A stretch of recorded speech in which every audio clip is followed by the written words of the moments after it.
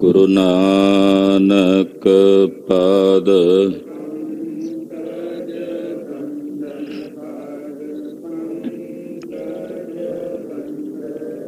ਸਿਮਰੋ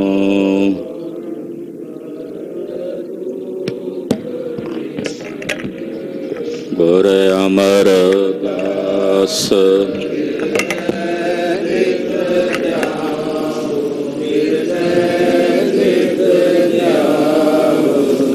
ਸ਼੍ਰੀ ਗੁਰੂ ਰਾਮਦਾਸ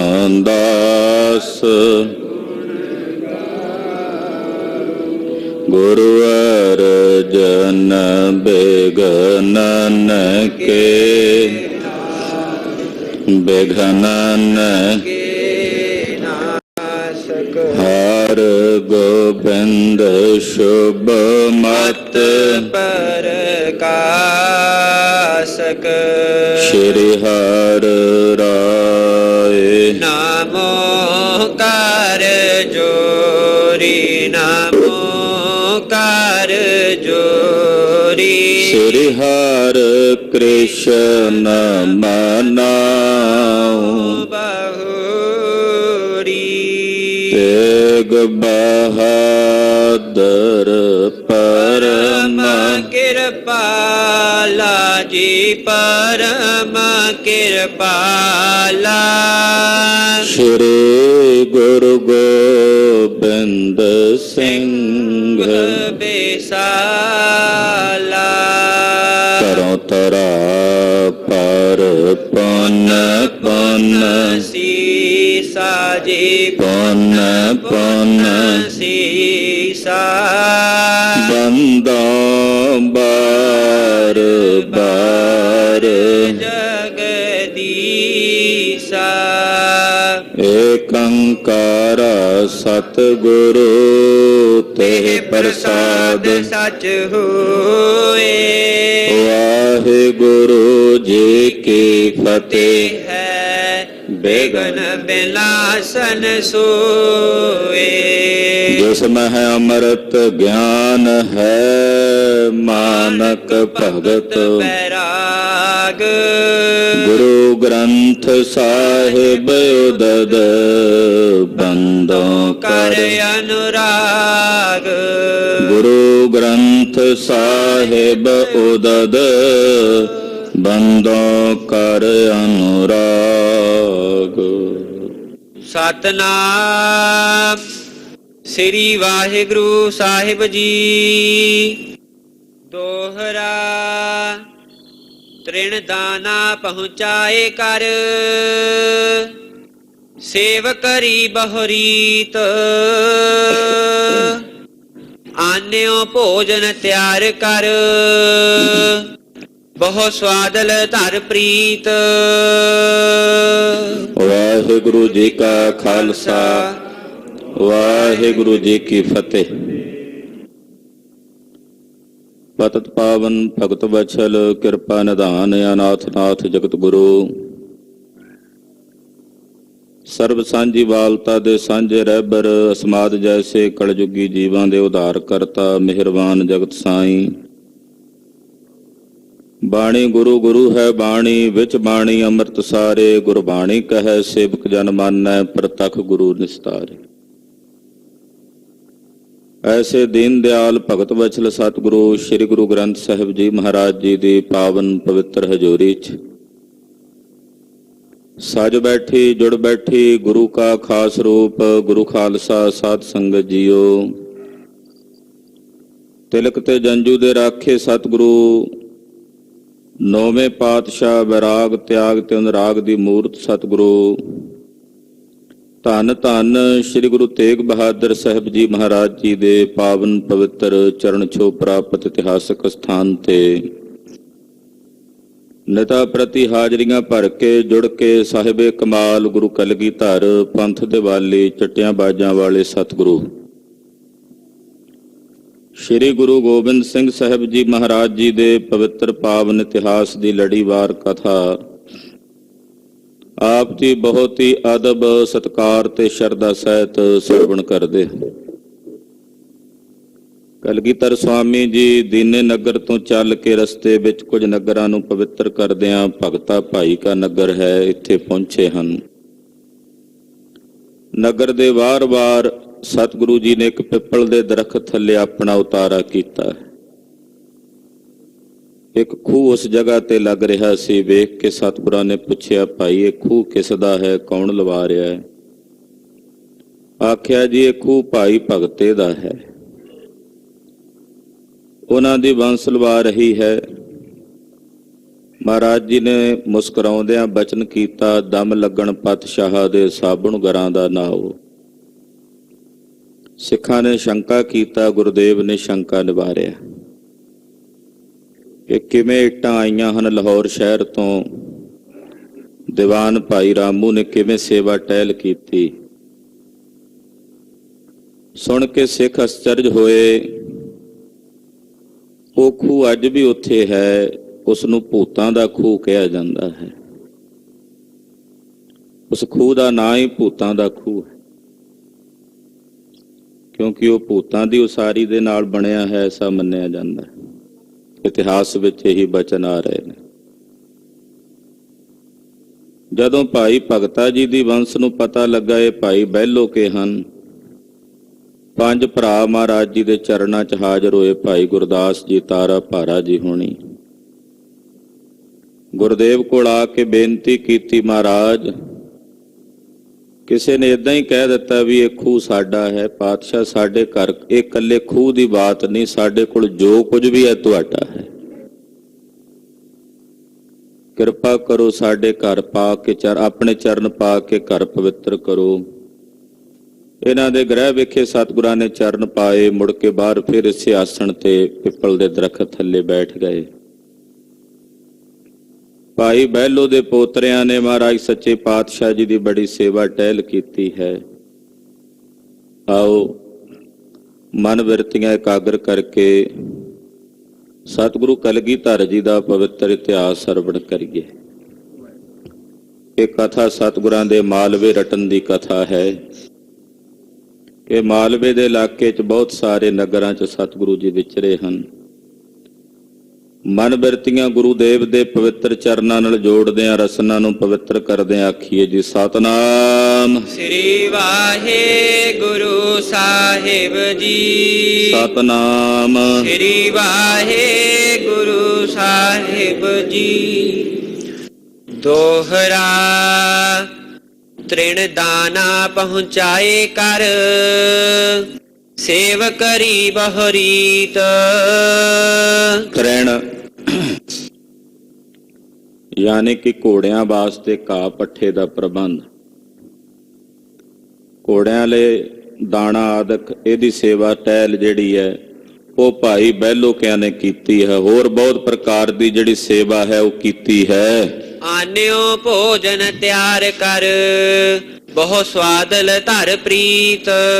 ਔਰ ਸਤਿਗੁਰੂ ਜੀ ਦੇ ਛਕਣ ਵਾਸਤੇ ਕਈ ਪ੍ਰਕਾਰ ਦੇ ਭੋਜਨ ਪਕਵਾਨ ਤਿਆਰ ਕਰਕੇ ਆਪਣੇ ਘਰ ਤੋਂ ਤਿਆਰ ਕਰਕੇ ਭਾਈ ਬਹਿਲੋ ਕੇ ਜਿਹੜੇ ਬੱਚੇ ਹਨ, ਸੰਤਾਨ ਹੈ, ਭਾਈ ਗੁਰਦਾਸ ਜੀ ਹੋਣੀ, ਭਾਈ ਤਾਰਾ ਜੀ, ਭਾਈ ਭਾਰਾ ਜੀ ਹੋਣੀ, ਇਹਨਾਂ ਨੇ ਆ ਕੇ ਸਤਿਗੁਰਾਂ ਨੂੰ ਭੋਜਨ ਛਕਾਇਆ। ਨਾਲ ਦੇ ਜਿੰਨੇ ਸਤਿਗੁਰਾਂ ਦੇ ਸੇਵਕ ਨੇ, ਸਿੰਘ ਨੇ, ਸਭ ਨੂੰ ਭੋਜਨ ਛਕਾਇਆ। ਕਈ ਪ੍ਰਕਾਰ ਦੇ ਸਵਾਦਾਂ ਦੇ ਭੋਜਨ ਬਣੇ ਹੋਏ ਨੇ। ਚੌਪਈ ਥਾਰ ਪਰੋਸ ਧਰਿਓ ਗੁਰ ਆਗੇ, ਥਾਲ ਪਰੋਸ ਕੇ ਸਤਿਗੁਰੂ ਸੱਚੇ ਪਾਤਸ਼ਾਹ ਜੀ ਦੇ ਸਨਮੁਖ ਸਜਾਇਆ ਹੈ। ਦਇਓ ਸਰਬ ਕੋ ਅਚਵਨ ਲਾਗੇ, ਸਤਿਗੁਰੂ ਜੀ ਨੂੰ ਭੋਜਨ ਛਕਾਇਆ। ਬਾਅਦ ਵਿੱਚ ਜਿੰਨੇ ਨਾਲ ਮਹਾਰਾਜ ਜੀ ਦੇ ਸੇਵਕ ਨੇ, ਸਿਪਾਹੀ ਨੇ, ਤਿਨਾਂ ਨੂੰ ਭੋਜਨ ਛਕਾਇਆ।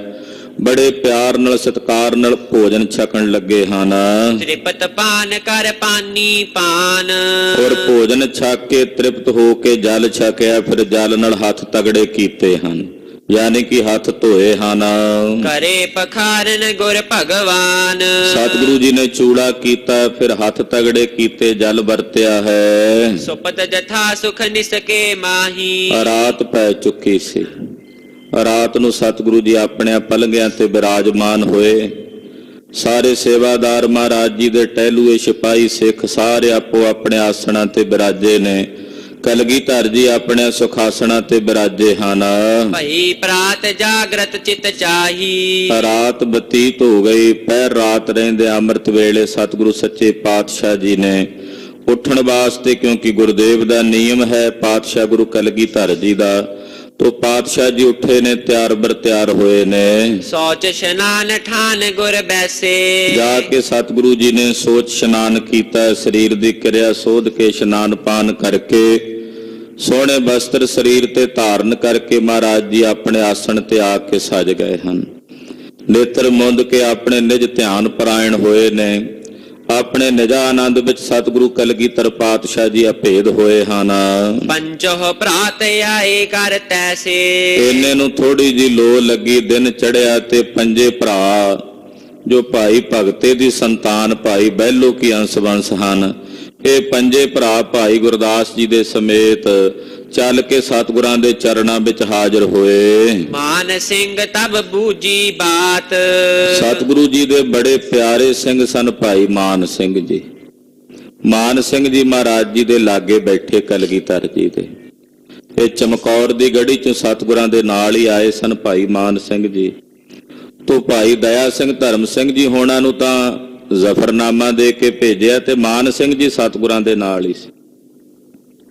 ਜਦੋਂ ਇਹ ਪੰਜੇ ਭਾਈ ਬਹਿਲੋ ਦੀ ਅੰਸ਼ ਵੰਸ਼ ਵਿੱਚੋਂ ਭਾਈ ਭਗਤੇ ਦੇ ਪੁੱਤਰ ਆਏ ਨਾ ਸਤਿਗੁਰਾਂ ਕੋਲ, ਤਾਂ ਭਾਈ ਮਾਨ ਸਿੰਘ ਜੀ ਇਹਨਾਂ ਨਾਲ ਗੱਲਬਾਤ ਕਰਦਿਆਂ ਪੁੱਛਣ ਲੱਗੇ, ਕਹਿ ਭਾਈ ਬਹਿਲੋ ਕੇ ਤਾਤ। ਕਹਿੰਦੇ ਭਾਈ ਬਹਿਲੋ ਦੇ ਕਿੰਨੇ ਪੁੱਤਰ ਸਨ, ਜਿਵੇਂ ਪਰਿਵਾਰ ਦੀ ਜਾਣਕਾਰੀ ਵਾਸਤੇ, ਕਿ ਭਾਈ ਬਹਿਲੋ ਜੀ ਦਾ ਤਾਂ ਪਤਾ ਹੀ ਹੈ ਸਾਰਿਆਂ ਨੂੰ, ਬੜੇ ਮਹਾਨ ਸਿੱਖ ਸਨ।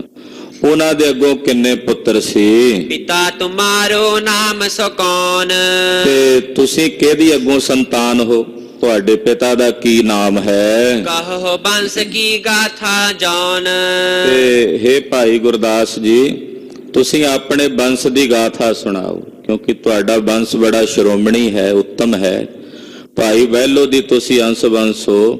ਭਾਈ ਬਹਿਲੋ ਦੇ ਅੱਗੋਂ ਕਿੰਨੇ ਪੁੱਤਰ ਸੀ? ਫਿਰ ਤੁਸੀਂ ਕਿਹੜੇ ਪੁੱਤਰ ਦੀ ਅੱਗੋਂ ਸੰਤਾਨ ਹੋ? ਤਬ ਗੁਰਦਾਸ ਬਖਾਨੀ ਗਾਥਾ। ਤੋ ਭਾਈ ਬਹਿਲੋ ਕੇ ਗੁਰਦਾਸ ਜੀ ਨੇ ਉਸ ਵੇਲੇ ਹੱਥ ਜੋੜ ਕੇ ਸਾਰੀ ਬੇਨਤੀ ਕੀਤੀ, ਦੱਸਣ ਲੱਗੇ, ਬਖਸ਼ੇ ਜਬ ਸ਼੍ਰੀ ਅਰਜਨ ਨਾਥਾ। ਕਹਿੰਦੇ ਜਦੋਂ ਸਾਡੇ ਵਡੇਰੇ ਭਾਈ ਬਹਿਲੋ ਜੀ ਨੂੰ ਪੰਜਵੇਂ ਪਾਤਸ਼ਾਹ ਗੁਰੂ ਅਰਜਨ ਦੇਵ ਸਾਹਿਬ ਜੀ ਮਹਾਰਾਜ ਜੀ ਨੇ ਬਖਸ਼ਿਆ, ਦਰਬਾਰ ਸਾਹਿਬ ਤੋਂ ਸਤਿਗੁਰਾਂ ਨੇ ਬਖਸ਼ਿਸ਼ ਕੀਤੀ ਨਾ ਭਾਈ ਬਹਿਲੋ ਜੀ ਨੂੰ। ਕੱਲ ਆਪ ਜੀ ਨੂੰ ਬਚਨ ਸਾਂਝੇ ਕੀਤੇ ਸਨ ਕਿ ਸਰੋਵਰ ਦੀ ਸੇਵਾ ਤੋਂ ਬਾਅਦ ਮਹਾਰਾਜ ਜੀ ਨੇ ਬਖਸ਼ਿਸ਼ਾਂ ਕੀਤੀਆਂ। ਤੋਂ ਭਾਈ ਗੁਰਦਾਸ ਜੀ ਦੱਸ ਰਹੇ ਨੇ, ਕਹਿੰਦੇ ਜੀ ਸਾਡੇ ਵਡੇਰੇ, ਸਾਡੇ ਵੱਡਿਆਂ ਨੂੰ, ਭਾਈ ਬਹਿਲੋ ਜੀ ਨੂੰ ਜਦੋਂ ਗੁਰੂ ਅਰਜਨ ਦੇਵ ਸਾਹਿਬ ਜੀ ਨੇ ਆਪਣੀ ਬਖਸ਼ਿਸ਼ ਦੇ ਕਰਕੇ ਭੇਜਿਆ, ਭਾਈ ਬਹਿਲੋ ਤਬ ਚੱਲ ਆਏ। ਤੋ ਭਾਈ ਬਹਿਲੋ ਜੀ ਅੰਮ੍ਰਿਤਸਰ ਸਾਹਿਬ ਤੋਂ ਇੱਧਰ ਚੱਲ, ਇਹਨਾਂ ਦਾ ਪਿੰਡ ਸੀ ਫਫੜੇ ਭਾਈ ਕੇ, ਉਹ ਵੀ ਇੱਧਰ ਮਾਲਵੇ ਦੇ ਵਿੱਚ ਹੀ ਨਗਰ ਹੈ, ਜਿਹੜਾ ਭਗਤਾ ਭਾਈ ਕਾ ਇਹ ਭਾਈ ਭਗਤਾ ਜੀ ਨੇ ਵਸਾਇਆ। ਭਾਈ ਬਹਿਲੋ ਜੀ ਫਫੜੇ ਭਾਈ ਕੇ ਨਗਰ ਦੇ ਰਹਿਣ ਵਾਲੇ ਸਨ। ਤੋ ਉਸ ਵਕਤ ਮਹਾਰਾਜ ਜੀ ਕੋਲੋਂ ਬਖਸ਼ਿਸ਼ ਲੈ ਕੇ ਜਦੋਂ ਭਾਈ ਬਹਿਲੋ ਜੀ ਇਸ ਇਲਾਕੇ ਵਿੱਚ ਵਾਪਸ ਆਏ, ਮਸਤ ਸੁਭਾਵ ਏਕ ਲਿਵ ਲਾਏ। ਉਹਨਾਂ ਦੇ ਅੰਦਰ ਜਿਵੇਂ ਕੋਈ ਪਰਦਾ ਪਾੜ ਜਾਂਦਾ ਨਾ ਭਰਮ ਦਾ, ਤੇ ਆਤਮ ਗਿਆਨ ਦੀ ਸੋਝੀ ਆ ਜਾਂਦੀ ਹੈ। ਅੰਦਰੋਂ ਕੜ ਟੁੱਟ ਗਿਆ ਸੀ। ਕੜ, ਉਹ ਕੜ ਜਿੱਥੋਂ ਫਿਰ ਅੰਮ੍ਰਿਤ ਝਰਦਾ ਹੈ। ਜਦੋਂ ਗੁਰੂ ਅਰਜਨ ਸਾਹਿਬ ਨੇ ਸਿਰ ਤੇ ਹੱਥ ਧਰਿਆ ਸੀ ਭਾਈ ਬਹਿਲੋ ਜੀ ਦੇ, ਤੇ ਅੰਦਰ ਕਪਾਟ ਖੁੱਲ ਗਏ ਸਨ। ਇਹੋ ਜਿਹਾ ਇੱਕ ਆਤਮਿਕ ਆਨੰਦ ਤੇ ਰਸ ਭਾਈ ਸਾਹਿਬ ਜੀ ਦੇ ਅੰਦਰ ਬਣ ਗਿਆ ਸੀ ਕਿ ਉਹਦੇ ਵਿੱਚ ਉਹ ਮਸਤ ਹੋ ਗਏ। ਉਹ ਅੰਤਰਾਤਮੇ ਹੀ ਆਪਣੀ ਸੁਰਤ ਨੂੰ ਜੋੜ ਕੇ ਰੱਖਦੇ, ਨਹੀਂ ਪਦਾਰਥ ਦਿਸ਼ ਬ੍ਰਿਤ ਆਈ। ਉਹਨਾਂ ਦੀ ਬਿਰਤੀ ਮੁੜ ਕੇ ਕਿਸੇ ਪਦਾਰਥ ਵੱਲ ਨਹੀਂ ਆਈ, ਪਦਾਰਥਾਕਾਰ ਬਿਰਤੀ ਨਹੀਂ ਹੋਈ, ਉਹ ਪਰਮਾਰਥ ਵਿੱਚ ਹੀ ਲੱਗ ਗਏ। ਜਦੋਂ ਪਰਮਾਰਥ ਵਿੱਚ ਹੀ ਸੁਰਤ ਜੁੜ ਗਈ, ਪਦਾਰਥਾਂ ਦਾ ਖਿਆਲ ਹੀ ਭੁੱਲ ਗਿਆ ਉਹਨਾਂ ਨੂੰ, ਪਦਾਰਥਾਂ ਵੱਲ ਉਹਨਾਂ ਦਾ ਧਿਆਨ ਨਹੀਂ ਆਇਆ। ਇੱਕ ਰਸ ਬੈਠੈ ਸਹਿਜ ਸੁਭਾਈ। ਇੱਕ ਰਸ ਸਹਿਜ ਸੁਭਾਏ, ਉਹ ਘੰਟਿਆਂ ਬੱਧੀ ਬੈਠੇ ਰਹਿੰਦੇ ਸਨ। ਭੋਜਨ ਰੱਖ ਦੇਣਾ ਤਾਂ ਉਹਨਾਂ ਨੇ ਛਕ ਲੈਣਾ, ਆਪ ਨਹੀਂ ਸਨ ਮੰਗਿਆ ਕਰਦੇ ਵੀ ਲਿਆਓ ਭੋਜਨ ਸਾਡੇ ਵਾਸਤੇ। ਬੜੇ ਆਨੰਦ ਦੇ ਵਿੱਚ ਇੱਕ ਇਹੋ ਜਿਹੀ ਖੇਡ, ਇਹ ਅਵਸਥਾ ਭਾਈ ਗੁਰਦਾਸ ਜੀ ਦੱਸ ਰਹੇ ਨੇ ਵੀ ਉਹ ਅਵਸਥਾ ਹੈ ਜਿੱਥੇ ਨਾ ਊਂਘ ਹੈ ਨਾ ਭੁੱਖ ਹੈ, ਤੇ ਉਹਦੇ ਵਿੱਚ ਹੀ ਉਹਨਾਂ ਨੇ ਘੰਟਿਆਂ ਬੱਧੀ ਉਸ ਰਸ ਦੇ ਵਿੱਚ, ਉਸ ਆਨੰਦ ਦੇ ਵਿੱਚ ਭਾਈ ਸਾਹਿਬ ਭਾਈ ਬਹਿਲੋ ਜੀ ਨੇ ਬੈਠਿਆਂ ਰਹਿਣਾ। ਜਿਤ ਦੇਖਤ ਤਿਤ ਦੇਖਤ ਰਹੈ। ਜੇ ਅੱਖਾਂ ਖੁੱਲੀਆਂ ਤੇ ਜਿੱਧਰ ਵੇਖਣਾ ਤੇ ਉਧਰ ਵੇਖਦੇ ਹੀ ਰਹਿਣਾ ਘੰਟਿਆਂ ਬੱਧੀ, ਕਿਉਂਕਿ ਸੁਰਤ ਤਾਂ ਹੁੰਦੀ ਨਹੀਂ ਸੀ ਉੱਥੇ ਵੀ, ਕਿੱਧਰ ਵੇਖ ਰਹੇ ਆ, ਸੁਰਤ ਤਾਂ ਕਿਤੇ ਹੋਰ ਆਨੰਦ ਵਿੱਚ ਹੈ। ਅੱਖਾਂ ਖੁੱਲੀਆਂ ਹੋਣੀਆਂ, ਜਿਹਦੇ ਵੱਲ ਵੇਖਦੇ ਹੋਣਾ ਉਹਨੇ ਸੋਚਣਾ ਵੀ ਸ਼ਾਇਦ ਮੇਰੇ ਵੱਲ ਪਏ ਵੇਖਦੇ ਨੇ, ਤੇ ਘੰਟਿਆਂ ਬੱਧੀ ਉਧਰ ਵੇਖੀ ਜਾਣਾ। ਪਰ ਅਸਲ ਖੇਡ ਸੀ ਕਿ ਉਹ ਸੁਰਤ ਉਹਨਾਂ ਦੇ ਅੰਤਰਾਤਮੇ ਲੱਗੀ ਹੋਈ ਸੀ, ਜਿੱਧਰ ਵੇਖਣਾ ਉਧਰ ਵੇਖਦੇ ਹੀ ਰਹਿਣਾ। ਏਦਾਂ ਦੀ ਖੇਡ ਦੇ ਵਿੱਚ ਆ ਗਏ। ਮੁਦਰਤ ਨੈਣ ਸਮੁਦਰਤ ਅਹੈ। ਜੇ ਅੱਖਾਂ ਬੰਦ ਕਰ ਲੈਣੀਆਂ ਤੇ ਫਿਰ ਉਹ ਘੰਟਿਆਂ ਬੱਧੀ ਨੇਤਰ ਬੰਦ ਹੀ ਰੱਖਦੇ ਸਨ, ਖੁੱਲੀਆਂ ਤੇ ਖੁੱਲੀਆਂ ਰਹਿਣੀਆਂ। ਜੇ ਬੰਦ ਕਰ ਲੈਣੇ ਨੇਤਰ ਤਾਂ ਉਹ ਬੰਦ ਹੀ ਰੱਖਣੇ, ਫਿਰ ਘੰਟਿਆਂ ਬੱਧੀ ਨੇਤਰ ਮੁੰਦਰਤ ਰਹਿਣੇ। ਇੱਕ ਦਿਨ ਗਨ ਸੰਗਤ ਚਲ ਆਈ। ਇਹੋ ਜੀ ਅਵਸਥਾ ਦੇ ਰਸ ਵਿੱਚ ਭਾਈ ਬਹਿਲੋ ਜੀ ਸਾਡੇ ਵਡੇਰੇ ਉਹ ਇਹੋ ਜਿਹੇ ਆਨੰਦ ਵਿੱਚ ਰਹਿੰਦੇ ਸਨ। ਕਹਿੰਦੇ ਇੱਕ ਦਿਨ ਦਾ ਵਚਨ ਹੈ ਕਿ ਭਾਈ ਬਹਿਲੋ ਜੀ ਦੀ ਸੰਗਤ ਬਹੁਤ ਸੀ, ਇਲਾਕੇ ਵਿੱਚ ਬਹੁਤ ਸਾਰੇ ਸਿੱਖ ਆਉਂਦੇ ਸਨ ਉਹਨਾਂ ਕੋਲ। ਉਹਨਾਂ ਦੇ ਦਰਸ਼ਨ ਕਰਨ ਵਾਸਤੇ ਕੁਝ ਸੰਗਤਾਂ ਭਾਈ ਬਹਿਲੋ ਜੀ ਦੇ ਪਾਸ ਆਈਆਂ। ਨਮੋ ਕਰੀ ਭਾਈ ਅਗਵਾਈ। ਭਾਈ ਬਹਿਲੋ ਜੀ ਦੇ ਅੱਗੇ ਆ ਕੇ ਸਾਰੀ ਸੰਗਤ ਨੇ ਮੱਥਾ ਟੇਕਿਆ, ਕਿਉਂਕਿ ਇਲਾਕੇ ਦੇ ਮੁਖੀ ਵੀ ਨੇ ਤੇ ਮਸੰਦ ਵੀ ਨੇ ਤੇ ਭਾਈ ਪਦਵੀ ਵੀ ਸੀ ਇਹਨਾਂ ਦੇ ਪਾਸ। ਤੋ ਇਹਨਾਂ ਦਾ ਸਤਿਕਾਰ ਕਰਦਿਆਂ ਸੰਗਤ ਨੇ ਬੜੇ ਸਤਿਕਾਰ ਨਾਲ ਭਾਈ ਬਹਿਲੋ ਜੀ ਨੂੰ ਆ ਕੇ ਮੱਥਾ ਟੇਕਿਆ। ਹੁਤੋ ਪੁੱਤਰ ਇੱਕ ਨਾਨੂ ਨਾਮ। ਭਾਈ ਬਹਿਲੋ ਜੀ ਦਾ ਇੱਕ ਪੁੱਤਰ ਸੀ, ਉਹਦਾ ਨਾਂ ਸੀ ਭਾਈ ਨਾਨੂ। ਇੱਕੋ ਇੱਕ ਪੁੱਤਰ ਸੀ, ਉਹਦਾ ਨਾਂ ਭਾਈ ਨਾਨੂ ਸੀ। ਤ੍ਰੈ ਸੁਤ ਉਪਜੇ ਤਾਂ ਕੇ ਧਾਮ। ਉਹਦੇ ਘਰ ਵਿੱਚ ਅੱਗੇ 3 ਪੁੱਤਰ ਸਨ, 3 ਬੱਚੇ ਉਹਦੇ ਘਰ 'ਚ ਪੈਦਾ ਹੋਏ। ਬਿਖ ਸੰਗਤ ਕੋ ਹੁਕਮ ਬਖਾਨਾ। ਤੇ ਜਦੋਂ ਭਾਈ ਨਾਨੂ ਜੀ ਉੱਥੇ ਆਪਣੇ ਪਿਤਾ ਜੀ ਦੇ ਕੋਲ ਖੜੇ ਸਨ, ਭਾਈ ਬਹਿਲੋ ਜੀ ਦੇ, ਤੇ ਸੰਗਤ ਜਦੋਂ ਆਈ ਤੇ ਸੰਗਤ ਨੂੰ ਵੇਖ ਕੇ ਭਾਈ ਬਹਿਲੋ ਜੀ ਨੇ ਹੁਕਮ ਕੀਤਾ, ਆਪਣੇ ਪੁੱਤਰ ਨੂੰ ਕਹਿਣ ਲੱਗੇ, ਆਨੋ ਘਰ ਤੇ ਪ੍ਰਾਤ ਮਹਾਨਾ। ਕਹਿੰਦੇ ਵੀ ਜਾਓ ਅੰਦਰੋਂ ਘਰ ਜਾ ਕੇ ਤੇ ਵੱਡੀ ਪਰਾਤ ਲੈ ਕੇ ਆਓ। ਪਰਾਤ ਹੁੰਦੀ ਨਾ ਪਿੱਤਲ ਦੀ ਵੱਡੀ, ਕਹਿੰਦੇ ਇੱਕ ਵੱਡੀ ਪਰਾਤ ਜਿਹੜੀ ਆ ਉਹ ਘਰੋਂ ਅੰਦਰੋਂ ਲੈ ਕੇ ਆਓ। ਤਿਸ ਮੈਂ ਸਿੱਖਨ ਚਰਨ ਪਖਾਰੈ। ਸੰਗਤ ਆਈ ਹੈ ਤੇ ਸੰਗਤ ਦੇ ਚਰਨ ਧੋਵਾਂਗੇ ਉਸ ਪਰਾਤ ਵਿੱਚ। ਭਾਈ ਬਹਿਲੋ ਜੀ ਨੇ ਆਈ ਸੰਗਤ ਦਾ ਸਤਿਕਾਰ। ਕਹਿੰਦੇ ਗੁਰੂ ਕੇ ਸੰਗਤ ਆਈ ਹੈ, ਗੁਰ ਕੇ ਸਿੱਖ ਆਏ ਨੇ ਤੇ ਗੁਰਸਿੱਖਾਂ ਦੇ ਚਰਨ ਧੋਣੇ ਚਾਹੀਦੇ ਨੇ। ਤੁਸੀਂ ਜਾਓ ਅੰਦਰ ਜਾ ਕੇ ਉਹ ਵੱਡੀ ਪਰਾਤ ਲੈ ਕੇ ਆਓ ਤੇ ਸੰਗਤ ਦੇ ਚਰਨ ਧੋਈਏ। ਕਮਨੇ ਮਗ ਕੋ ਸ਼ਰਮ ਨਿਰਵਾਰੈ। ਤੇ ਪਾਣੀ ਗਰਮ ਕਰਕੇ ਲਿਆਇਓ, ਕਿਉਂਕਿ ਦੂਰੋਂ ਆਏ ਨੇ ਚੱਲ ਕੇ, ਪੈਰ ਥੱਕੇ ਹੋਣਗੇ। ਜਦੋਂ ਗਰਮ ਪਾਣੀ ਨਾਲ ਚਰਨ ਧੋਵਾਂਗੇ ਤੇ ਇਹਨਾਂ ਦਾ ਥਕੇਵਾ ਉਤਰੇਗਾ। ਸੁਨਤ ਦਾਸ ਘਰ ਅੰਤਰ ਗਇਓ। ਭਾਈ ਨਾਨੂ ਜੀ ਨੇ ਇਸ਼ਾਰਾ ਕੀਤਾ ਤੇ ਅੱਗੇ ਜਿਹੜਾ ਨੌਕਰ ਸੀ ਸੇਵਾਦਾਰ ਘਰ ਦਾ, ਉਹ ਅੰਦਰ ਗਿਆ ਪਰਾਤ ਲੈਣ ਵਾਸਤੇ। ਤਿਸ ਬਾਸਨ ਕੋ ਜਾਚਤ ਭਇਓ। ਉਹਨੇ ਜਾ ਕੇ ਭਾਈ ਨਾਨੂ ਦੀ ਘਰ ਵਾਲੀ ਕੋਲੋਂ, ਯਾਨੀ ਕਿ ਭਾਈ ਬਹਿਲੋ ਦੀ ਜਿਹੜੀ ਨੂੰਹ ਰਾਣੀ ਸੀ, ਉਹਦੇ ਕੋਲੋਂ ਜਾ ਕੇ ਪਰਾਤ ਮੰਗੀ ਕਿ ਭਾਈ ਸਾਹਿਬ ਜੀ ਬਾਹਰ ਪਰਾਤ ਮੰਗਾਉਂਦੇ ਨੇ, ਸੰਗਤ ਦੇ ਚਰਨ ਧੋਣੇ ਹਨ, ਇਸ ਕਰਕੇ ਪਰਾਤ ਮੰਗਾਉਂਦੇ ਨੇ। ਹੁਤੀ ਸੋਗਰੀ ਖਮਰੁਤ ਤਿਸ ਕਾਲਾ। ਹੁਣ ਗਰਮੀਆਂ ਦੇ ਦਿਨ ਸਨ ਉਦੋਂ, ਤੇ ਗਰੀਖਮ ਦਾ ਮਤਲਬ ਹੁੰਦਾ ਗਰਮੀ, ਗਰਮੀਆਂ ਦੇ ਦਿਨ ਸਨ। ਜਲ ਭਰ ਰਾਖੀ ਪ੍ਰਾਤ ਬਿਸਾਲਾ। ਤੇ ਜਿਹੜੀ ਭਾਈ ਬਹਿਲੋ ਦੀ ਨੂੰਹ ਰਾਣੀ ਸੀ, ਯਾਨੀ ਕਿ ਭਾਈ ਨਾਨੂ ਦੀ ਘਰ ਵਾਲੀ, ਉਹਨੇ ਉਹ ਪਾਣੀ ਦੀ ਭਰ ਕੇ ਰੱਖੀ ਹੋਈ ਸੀ। ਤ੍ਰੈ ਨਾਨੂ ਸੁਤ ਬੀਚ ਬਿਠਾਏ। ਤੇ 3 ਪੁੱਤਰ ਸੀ ਭਾਈ ਨਾਨੂ ਦੇ, 1 ਸਾਲ ਦਾ ਹੋਣਾ, 2 ਸਾਲ 3 ਸਾਲ ਦੇ, ਉਹ ਛੋਟੇ ਛੋਟੇ। ਉਹਨਾਂ ਤਿੰਨਾਂ ਨੂੰ ਵਿੱਚੇ ਬਿਠਾਇਆ ਹੋਇਆ ਪਰਾਤ ਦੇ ਇਸ਼ਨਾਨ ਕਰਨ ਲਈ। ਠੰਡਾ ਪਾਣੀ ਸੀ, ਗਰਮੀ ਦੇ ਦਿਨ ਸਨ, ਤੇ ਉਹ ਪਰਾਤ ਵਿੱਚ ਆਪਣੇ 3 ਪੁੱਤਰਾਂ ਨੂੰ ਉਹਨੇ ਬਿਠਾਇਆ ਹੋਇਆ ਸੀ। ਤਿਨ ਕੀ ਜਨਨੀ ਮਸਲ ਨੁਹਾਏ। ਤੇ ਉਹ ਮਲ ਮਲ ਕੇ ਨਵਾਉਂਦੀ ਸੀ ਬੱਚਿਆਂ ਨੂੰ ਆਪਣਿਆਂ ਨੂੰ, ਉਹਦੇ ਵਿੱਚ ਬਿਠਾ ਕੇ ਨਾ ਪਰਾਤ ਦੇ ਵਿੱਚ ਉਹਨੇ ਬਿਠਾਇਆ ਜਲ ਦੇ ਵਿੱਚ, ਤੇ ਮਲ ਮਲ ਕੇ ਉਹਨਾਂ ਨੂੰ ਇਸ਼ਨਾਨ ਕਰਾਉਂਦੀ ਹੈ। ਕਹਿਓ ਦਾਸ ਕੋ ਪ੍ਰਾਤ ਮਝਾਰੀ। ਤੇ ਉਹਨੇ ਅੱਗੋਂ ਜਵਾਬ ਦੇ ਦਿੱਤਾ, ਕਹਿਣ ਲੱਗੀ ਵੀ ਤੈਨੂੰ ਦਿਸਦਾ ਨਹੀਂ ਵੀ ਮੈਂ ਪ੍ਰਾਤ ਦੇ ਵਿੱਚ ਆਪਣੇ ਬੱਚਿਆਂ ਨੂੰ ਨਵਾ ਰਹੀ ਹਾਂ, ਇਸ਼ਨਾਨ ਕਰਾ ਰਹੀ ਹਾਂ। ਇਹ ਜਿਹੜੀ ਪ੍ਰਾਤ ਵਿਹਲੀ ਨਹੀਂ ਹੈ। ਪੁੱਤਰ ਇਸ਼ਨਾਨ ਨਿਰਮਲ ਬਾਰੀ। ਮੇਰੇ ਪੁੱਤਰ ਇਸ਼ਨਾਨ ਕਰ ਰਹੇ ਨੇ ਨਿਰਮਲ ਪਾਣੀ ਵਿੱਚ, ਠੰਡੇ ਪਾਣੀ ਵਿੱਚ, ਗਰਮੀਆਂ ਦੇ ਦਿਨ ਹਨ। ਨਹਿ ਛੂਛੀ ਜੇ ਲੈ ਕਰ ਜਾਏ। ਇਹ ਖਾਲੀ ਨਹੀਂ ਹੈ ਜਿਹੜੀ ਤੂੰ ਲੈ ਜਾਏਗਾ, ਹਾਲੇ ਇਹਨਾਂ ਨੂੰ ਟਾਈਮ ਲੱਗਣਾ ਇਸ਼ਨਾਨ ਕਰਨ ਤੇ। ਗਰਮੀ ਹੈ, ਕੁਝ ਸਮਾਂ ਬਹਿਣਗੇ ਪਾਣੀ ਦੇ ਵਿੱਚ, ਤੇ ਹਾਲੇ ਵਿਹਲੀ ਨਹੀਂ ਹੈ ਜਿਹੜੀ ਤੂੰ ਲੈ ਕੇ ਚਲਾ ਜਾਵੇਂ। ਨਿਜ ਸੁਤ ਸੀਤਲ ਕਰੋ ਨਹਾਏ। ਮੈਂ ਆਪਣੇ ਪੁੱਤਰਾਂ ਨੂੰ ਠੰਡਾ ਕਰ ਰਹੀ ਹਾਂ ਇਸ਼ਨਾਨ ਕਰਾ ਕੇ। ਗਰਮੀ ਇੰਨੀ ਜ਼ਿਆਦਾ ਪੈਂਦੀ ਹੈ, ਲੂ ਪੈਂਦੀ ਹੈ, ਇਹਦੇ ਵਿੱਚ ਇਸ਼ਨਾਨ ਕਰਕੇ ਇਹਨਾਂ ਦੇ ਸਰੀਰ ਨੂੰ, ਤਨ ਨੂੰ ਠੰਡ ਪਵੇਗੀ। ਸੁਨ ਕਰ ਦਾਸ ਬਤਾਵਨ ਕੀਨ। ਜਦੋਂ ਦਾਸ ਨੇ, ਉਹ ਤਾਂ ਨੌਕਰ ਸੀ, ਮਾਲਕਣ ਨੇ ਜਿਵੇਂ ਕਿਹਾ, ਬਾਹਰ ਮਾਲਕ ਨੇ ਕਿਹਾ ਉਹ ਅੰਦਰ ਆ ਗਿਆ, ਅੰਦਰੋਂ ਮਾਲਕਣ ਨੇ ਜਵਾਬ ਦਿੱਤਾ, ਤੇ ਉਹ ਬਾਹਰ ਆ ਕੇ ਭਾਈ ਬਹਿਲੋ ਜੀ ਨੂੰ ਨੇ ਉਸੇ ਤਰ੍ਹਾਂ ਦੱਸ ਦਿੱਤਾ। ਤਬ ਭਾਈ ਗਰਬਤ ਤਿਸ ਚੀਨ।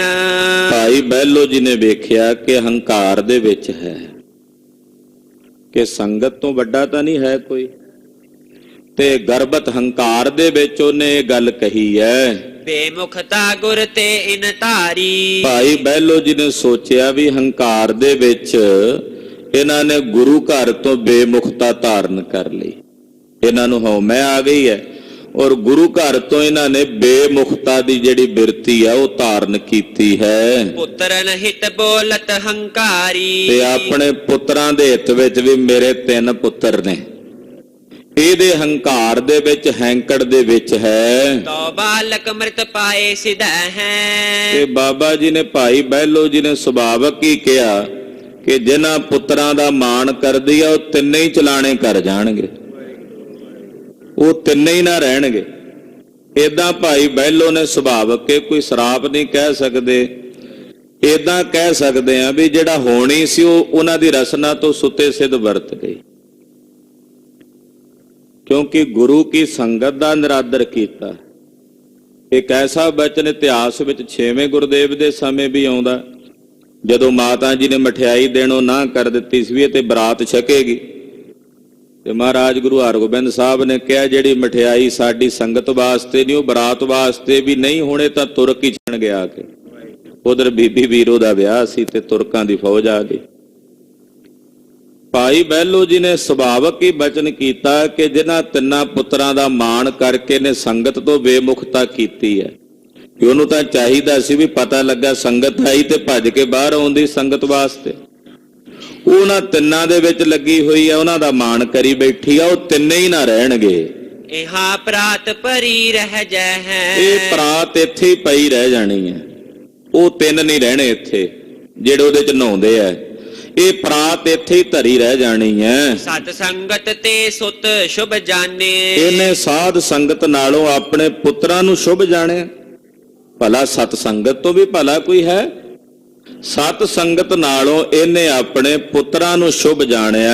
ਤਿਲ ਕੀ ਹੋਏ ਆਰ ਬਲਹਾਨੇ। ਉਹਨਾਂ ਦੀ ਆਰਬਲ ਮੁੱਕ ਗਈ ਹੈ, ਹੁਣ ਜਿਹੜੀ ਜ਼ਿੰਦਗੀ ਉਹਨਾਂ 3 ਨੇ ਜਿਉਣੀ ਸੀ ਜੀ ਲਈ ਹੈ। ਇਮ ਭਾਈ ਬਹਿਲੋ ਕੇ ਕਹੇ। ਏਦਾਂ ਜਦੋਂ ਭਾਈ ਬਹਿਲੋ ਜੀ ਨੇ ਬਚਨ ਕੀਤੇ, ਤੀਨੋਂ ਪੋਤਰੇ ਮਰ ਕਰ ਰਹੇ। ਕਹਿੰਦੇ ਉਹ ਤਿੰਨੋਂ ਦੇ ਤਿੰਨੇ ਪ੍ਰਾਤ ਦੇ ਵਿੱਚ ਇਸ਼ਨਾਨ ਕਰਦੇ ਹੀ ਉਹਨਾਂ ਦੇ ਪ੍ਰਾਣ ਨਿਕਲ ਗਏ। ਉਧਰੋਂ ਬਚਨ ਹੋਇਆ, ਇਧਰੋਂ ਨਾਲੋਂ ਨਾਲ ਉਹ ਬਚਨਾਂ ਦੀ ਕਲਾ ਵਰਤ ਗਈ। ਪ੍ਰਭ ਜੀ ਬਸੈ ਸਾਧ ਕੀ ਰਸਨਾ, ਤੂੰ ਉਸ ਬਚਨ ਦੇ ਨਾਲ ਹੀ ਹੋਣੀ ਸੀ, ਉਹ ਤਾਂ ਵਰਤਣੀ ਏਦਾਂ ਸੀ, ਪਰ ਸੁਭਾਵਕ ਉਹ ਵਰਤਣੀ ਭਾਈ ਬਹਿਲੋ ਜੀ ਦੀ ਰਸਨਾ ਦੁਆਰਾ ਸੀ। ਤੇ ਕਹਿੰਦੇ ਉਹ ਤਿੰਨੇ ਦੇ ਤਿੰਨੇ ਜਿਹੜੇ ਬੱਚੇ ਸਨ ਉਹ ਚਲਾਣੇ ਕਰ ਗਏ। ਤਿੰਨ ਕੋ ਪਿਤ ਨਾਨੂ ਦੁਖ ਪਾਏ। ਪੁੱਤਰ ਤਿੰਨੇ ਜਦੋਂ ਮਰ ਗਏ, ਭਾਈ ਨਾਨੂ ਜੋ ਭਾਈ ਬਹਿਲੋ ਦਾ ਪੁੱਤਰ ਸੀ, ਉਹਦੇ ਅੱਗੋਂ 3 ਪੁੱਤਰ ਭਾਈ ਬਹਿਲੋ ਦੇ ਪੋਤਰੇ ਸਨ, ਤਿੰਨੇ ਜਿਹੜੇ ਮਰੇ ਨੇ। ਭਾਈ ਨਾਨੂ ਜੀ ਬੜੇ ਪਰੇਸ਼ਾਨ ਹੋਏ। ਦੁੱਖ ਹੁਣ 3 ਪੁੱਤਰ ਤੇ ਤਿੰਨੇ ਚਲਾਣੇ ਕਰ ਜਾਣ, ਕਿੱਡਾ ਵੱਡਾ ਡਾਢਾ ਦੁੱਖ ਸੀ। ਬਹੁਤ ਜ਼ਿਆਦਾ ਡਾਢਾ ਦੁੱਖ ਭਾਈ ਨਾਨੂ ਜੀ ਦੇ ਹਿਰਦੇ ਨੂੰ ਹੋਇਆ। ਪੁੱਤਰ ਨੇਹ ਤੇ ਸ਼ੋਕ ਉਪਾਏ। ਪੁੱਤਰਾਂ ਦੇ ਨੇਹ ਕਰਕੇ ਮਨ 'ਚ ਸ਼ੋਕ ਉਪਜਦਾ ਹੈ। ਲੱਗਿਓ ਪਿਤਾ ਕੀ ਸੇਵਾ ਕਰਨ। ਪਰ ਪਿਤਾ ਜੀ ਦੀ ਸੇਵਾ 'ਚ ਲੱਗ ਗਏ ਭਾਈ ਬਹਿਲੋ ਜੀ ਦੀ। ਆਪਣੇ ਪਿਤਾ ਜੀ ਦੀ ਸੇਵਾ ਤੋਂ ਮੁਨਕਰ ਨਹੀਂ ਹੋਏ। ਉਹਨਾਂ ਦੀ ਸੇਵਾ ਦੇ ਵਿੱਚ ਹੀ ਲੱਗ ਗਏ ਦੇਹ ਇਸ਼ਨਾਨੈ ਧੋਵਤ ਚਰਨ। ਔਰ ਇਸ਼ਨਾਨ ਕਰਾਉਂਦੇ ਭਾਈ ਬਹਿਲੋ ਜੀ ਨੂੰ, ਉਹਨਾਂ ਦੇ ਚਰਨ ਧੋਂਦੇ। ਘੰਟਿਆਂ ਬੱਧੀ ਉਹਨਾਂ ਨੂੰ ਬਿਠਾ ਕੇ ਨਾ ਪਰਾਤ ਉਹੀ ਰੱਖ ਲੈਣੀ, ਉਸੇ ਪਰਾਤ 'ਚ ਚਰਨ ਰੱਖ ਕੇ ਤੇ ਭਾਈ ਸਾਹਿਬ ਦੇ ਚਰਨ ਧੋਂਦੇ ਰਹਿਣਾ, ਆਪਣੇ ਪਿਤਾ ਦੀ ਸੇਵਾ ਕਰਨੀ, ਕਦੇ ਉਹਨਾਂ ਨੂੰ ਇਸ਼ਨਾਨ ਕਰਾਉਣਾ। ਭੋਜਨ ਅਧਿਕ ਪ੍ਰੀਤ ਸੋ ਖਵਾਵੈ। ਤੇ ਭੋਜਨ ਤਿਆਰ ਕਰਕੇ ਭਾਈ ਬਹਿਲੋ ਜੀ ਨੂੰ ਆਪ ਛਕਾਉਣਾ, ਕਿਸੇ ਨੌਕਰ ਨੂੰ ਨਹੀਂ ਬੁਲਾਉਣਾ। ਪੁੱਤਰ ਨੇ ਆਪ ਸੇਵਾ ਕਰਨੀ, ਪ੍ਰਸ਼ਾਦਾ ਬਣਾ ਕੇ ਲਿਆਉਣਾ, ਆਪ ਆਪਣੇ ਹੱਥੀਂ ਪ੍ਰਸ਼ਾਦਾ ਤਿਆਰ ਕਰਕੇ ਭਾਈ ਸਾਹਿਬ ਨੂੰ ਛਕਾਉਣਾ। ਖਾਲਸਾ ਜੀ ਵੀ ਮਰਿਆਦਾ ਹੈ। ਜੇ ਘਰ ਦੇ ਵਿੱਚ ਕੋਈ ਗੁਰਸਿੱਖ ਆਵੇ, ਮਹਾਤਮਾ ਆਵੇ, ਤੇ ਉਹਨੂੰ ਭੋਜਨ ਆਪਣੇ ਹੱਥੀਂ ਬਣਾ ਕੇ ਛਕਾਉਣਾ ਚਾਹੀਏ। ਇਹ ਨਹੀਂ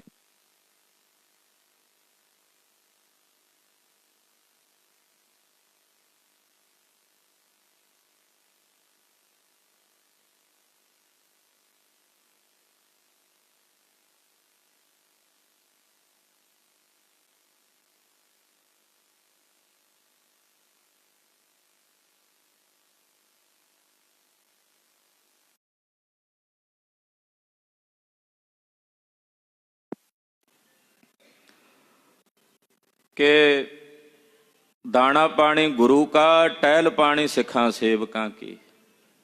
ਜਿਨ੍ਹਾਂ ਸੇਵਾ ਕੀਤੀ ਆ ਮਹਾਰਾਜ, ਉਹਨਾਂ ਦੀ ਸੇਵਾ ਥਾਂ ਪਾਉਣੀ।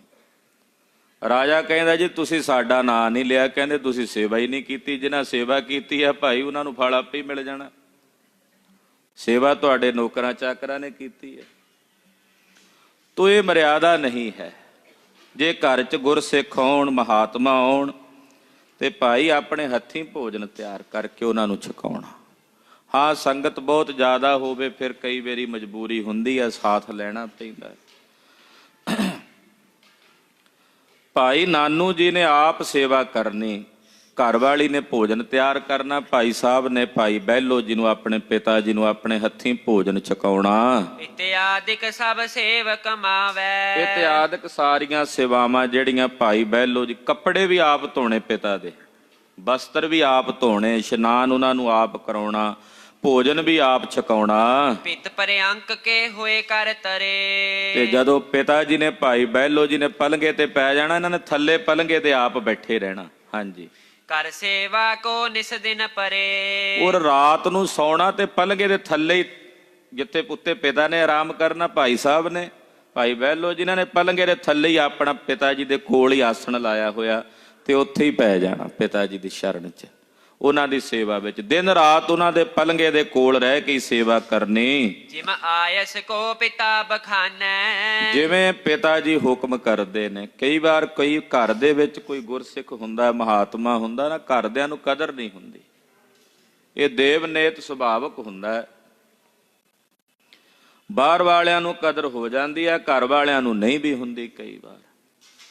ਪਰ ਭਾਈ ਨਾਨੂ ਜੀ ਨੂੰ ਇਸ ਕਦਰ ਦਾ ਪਤਾ ਸੀ ਵੀ ਇਹ ਮਹਾਨ ਗੁਰਸਿੱਖ ਨੇ, ਜਿਨ੍ਹਾਂ ਦੇ ਬਚਨਾਂ ਨਾਲ ਇਹ ਖੇਡ ਵਰਤੀ ਆ। ਉਹਨਾਂ ਦੇ ਬਚਨਾਂ ਨਾਲ ਅੱਗੇ ਫਿਰ ਕਲਾ ਵਰਤ ਵੀ ਸਕਦੀ ਹੈ, ਫਿਰ ਖੁਸ਼ ਹੋ ਕੇ ਬਚਨ ਕਰਦੇ। ਅੱਗੇ ਰੰਜ ਕੀਤਾ ਹੈ, ਹੁਣ ਘਰ ਭਾਈ ਨਾਨੂ ਦੀ ਘਰ ਵਾਲੀ ਤੇ ਹੀ ਸਮਝ ਆਇਆ ਨਾ ਵੀ ਬਜ਼ੁਰਗ ਬਾਪੂ ਬੈਠਾ, ਸਹੁਰਾ ਹੀ ਆ ਮੇਰਾ, ਕੋਈ ਗੱਲ ਨਹੀਂ। ਇਹ ਨਹੀਂ ਵੇਖਿਆ ਵੀ ਕਿੱਡਾ ਮਹਾਨ ਗੁਰਸਿੱਖ ਹੈ ਉਹ, ਕਿੱਡੀ ਉੱਚੀ ਪਦਵੀ ਹੈ ਉਸ ਮਹਾਨ ਗੁਰਸਿੱਖ ਦੀ। ਤੂੰ ਉਹਨੂੰ ਜਵਾਬ ਦੇ ਕੇ ਭੇਜ ਰਹੀ, ਉਹਨਾਂ ਦਾ ਹੁਕਮ ਹੈ ਪਰਾਤ ਦੇ ਦਿਓ, ਤੂੰ ਜਵਾਬ ਦੇ ਕੇ ਭੇਜ ਰਹੀ ਹੈ ਵੀ ਮੇਰੇ ਤਾਂ ਪੁੱਤਰ ਨਹਾਉਂਦੇ ਆ ਵਿੱਚ। ਫਿਰ ਉਹਦਾ ਮਤਲਬ ਹੈ ਸੀ ਨਾ ਵੀ ਉਹਦੇ ਅੰਦਰ ਕਦਰ ਨਹੀਂ ਸੀ ਉਹਨਾਂ ਦੀ। ਤੇ ਭਾਈ ਸਾਹਿਬ ਨੇ ਵਿਖਾਉਣਾ ਸੀ ਕਿ ਭਾਈ ਅਸੀਂ ਸਾਰਿਆਂ ਵਾਸਤੇ ਇੱਕ ਸਮਾਨ ਹੈ। ਇਹ ਨਹੀਂ ਵੀ ਤੁਹਾਡੇ ਪਰਿਵਾਰ ਦੇ ਵਿੱਚ, ਹਾਂ ਤੁਸੀਂ ਸਾਡੇ ਪਰਿਵਾਰ ਵਿੱਚ ਹੋ ਤੇ ਤੁਹਾਡੇ ਵਾਸਤੇ ਜ਼ਿਆਦੇ ਆ ਤੇ ਬਾਹਰਦਿਆਂ ਵਾਸਤੇ ਘੱਟ। ਹਾਂ, ਐਸਾ ਨਹੀਂ, ਸਾਡੇ ਲਈ ਸਾਰੇ ਸਮਾਨ ਨੇ। ਬ੍ਰਹਮ ਗਿਆਨੀ ਕਾ ਦ੍ਰਿਸ਼ਟ ਸਮਾਨ, ਉਹਨਾਂ ਦੀ ਤਾਂ ਸਮਾਨ ਦ੍ਰਿਸ਼ਟੀ ਹੁੰਦੀ ਹੈ। ਇਹ ਇਤਿਹਾਸਕ ਪੂਰਨ ਨੇ। ਆਮ ਕਰਕੇ ਕਈ ਵਾਰੀ ਘਰਾਂ ਦੇ ਵਿੱਚ ਬਜ਼ੁਰਗਾਂ ਦਾ ਸਤਿਕਾਰ ਨਹੀਂ ਹੁੰਦਾ, ਬਜ਼ੁਰਗਾਂ ਦਾ ਘਰ ਦੇ ਮੈਂਬਰ ਸਮਝ ਕੇ ਉਹਨਾਂ ਦਾ ਸਤਿਕਾਰ ਨਹੀਂ ਹੁੰਦਾ। ਉਹ ਸਾਰੀਆਂ ਇੱਥੋਂ ਸਿੱਖਿਆਵਾਂ ਜਿਹੜੀਆਂ ਨੇ ਇਤਿਹਾਸ ਵਿੱਚੋਂ ਮਿਲਦੀਆਂ। ਪਰ ਭਾਈ ਨਾਨੂ ਜੀ ਨੇ ਤਾਂ ਹੁਣ ਕਮਰ ਕੱਸਾ ਕਰ ਲਿਆ। ਉਹ ਤਾਂ ਸੇਵਾ ਦਿਨ ਰਾਤ ਪਿਤਾ ਜੀ ਦੀ ਸੇਵਾ ਵਿੱਚ, ਹਰ ਵੇਲੇ ਪਲੰਗੇ ਦੇ ਕੋਲ। ਜੇ ਉੱਤੇ ਪਿਤਾ ਜੀ ਨੇ ਰਾਤ ਨੂੰ ਸੋ ਜਾਣਾ, ਇਹਨਾਂ ਨੇ ਥੱਲੇ ਲੇਟ ਜਾਣਾ। ਦਿਨ ਚੜ੍ਹਨਾ ਫਿਰ ਸੇਵਾ ਦੇ ਵਿੱਚ, ਇਸ਼ਨਾਨ ਕਰਾਉਣਾ ਅੰਮ੍ਰਿਤ ਵੇਲੇ ਉੱਠ ਕੇ। ਤੋ ਇਸ ਤਰ੍ਹਾਂ ਭਾਈ ਨਾਨੂ ਜੀ ਦਿਨ ਰਾਤ ਸੇਵਾ ਵਿੱਚ ਲੱਗੇ ਰਹਿੰਦੇ। ਹਾਥ ਜੋਰ ਤੂਰਨ ਤੇ ਮਠਾਨੈ। ਪਿਤਾ ਜੀ ਜੋ ਹੁਕਮ ਕਰਦੇ ਭਾਈ ਬਹਿਲੋ ਜੀ, ਭਾਈ ਨਾਨੂ ਜੀ 7 ਬਚਨ ਕਹਿ ਕੇ ਉਸੇ ਵੇਲੇ ਉਹ ਕੰਮ ਕਰਦੇ। ਕਦੇ ਕੋਈ ਅੱਗੋਂ ਹੀਲ ਹੁਜਤ ਨਹੀਂ ਬਾਪੂ ਜੀ ਇਦਾਂ ਨਹੀਂ ਹੋਣਾ, ਇਦਾਂ ਨਹੀਂ ਸੀ। ਜੋ ਕਹਿ ਦਿੱਤਾ ਉਹ 7 ਬਚਨ ਕਹਿ ਕੇ ਉਸੇ ਵੇਲੇ ਕਰ ਦਿੰਦੇ। ਹਾਂਜੀ। ਇੱਕ ਦਿਨ ਹੋਏ ਪ੍ਰਸੰਨ ਮਹਾਨਾ।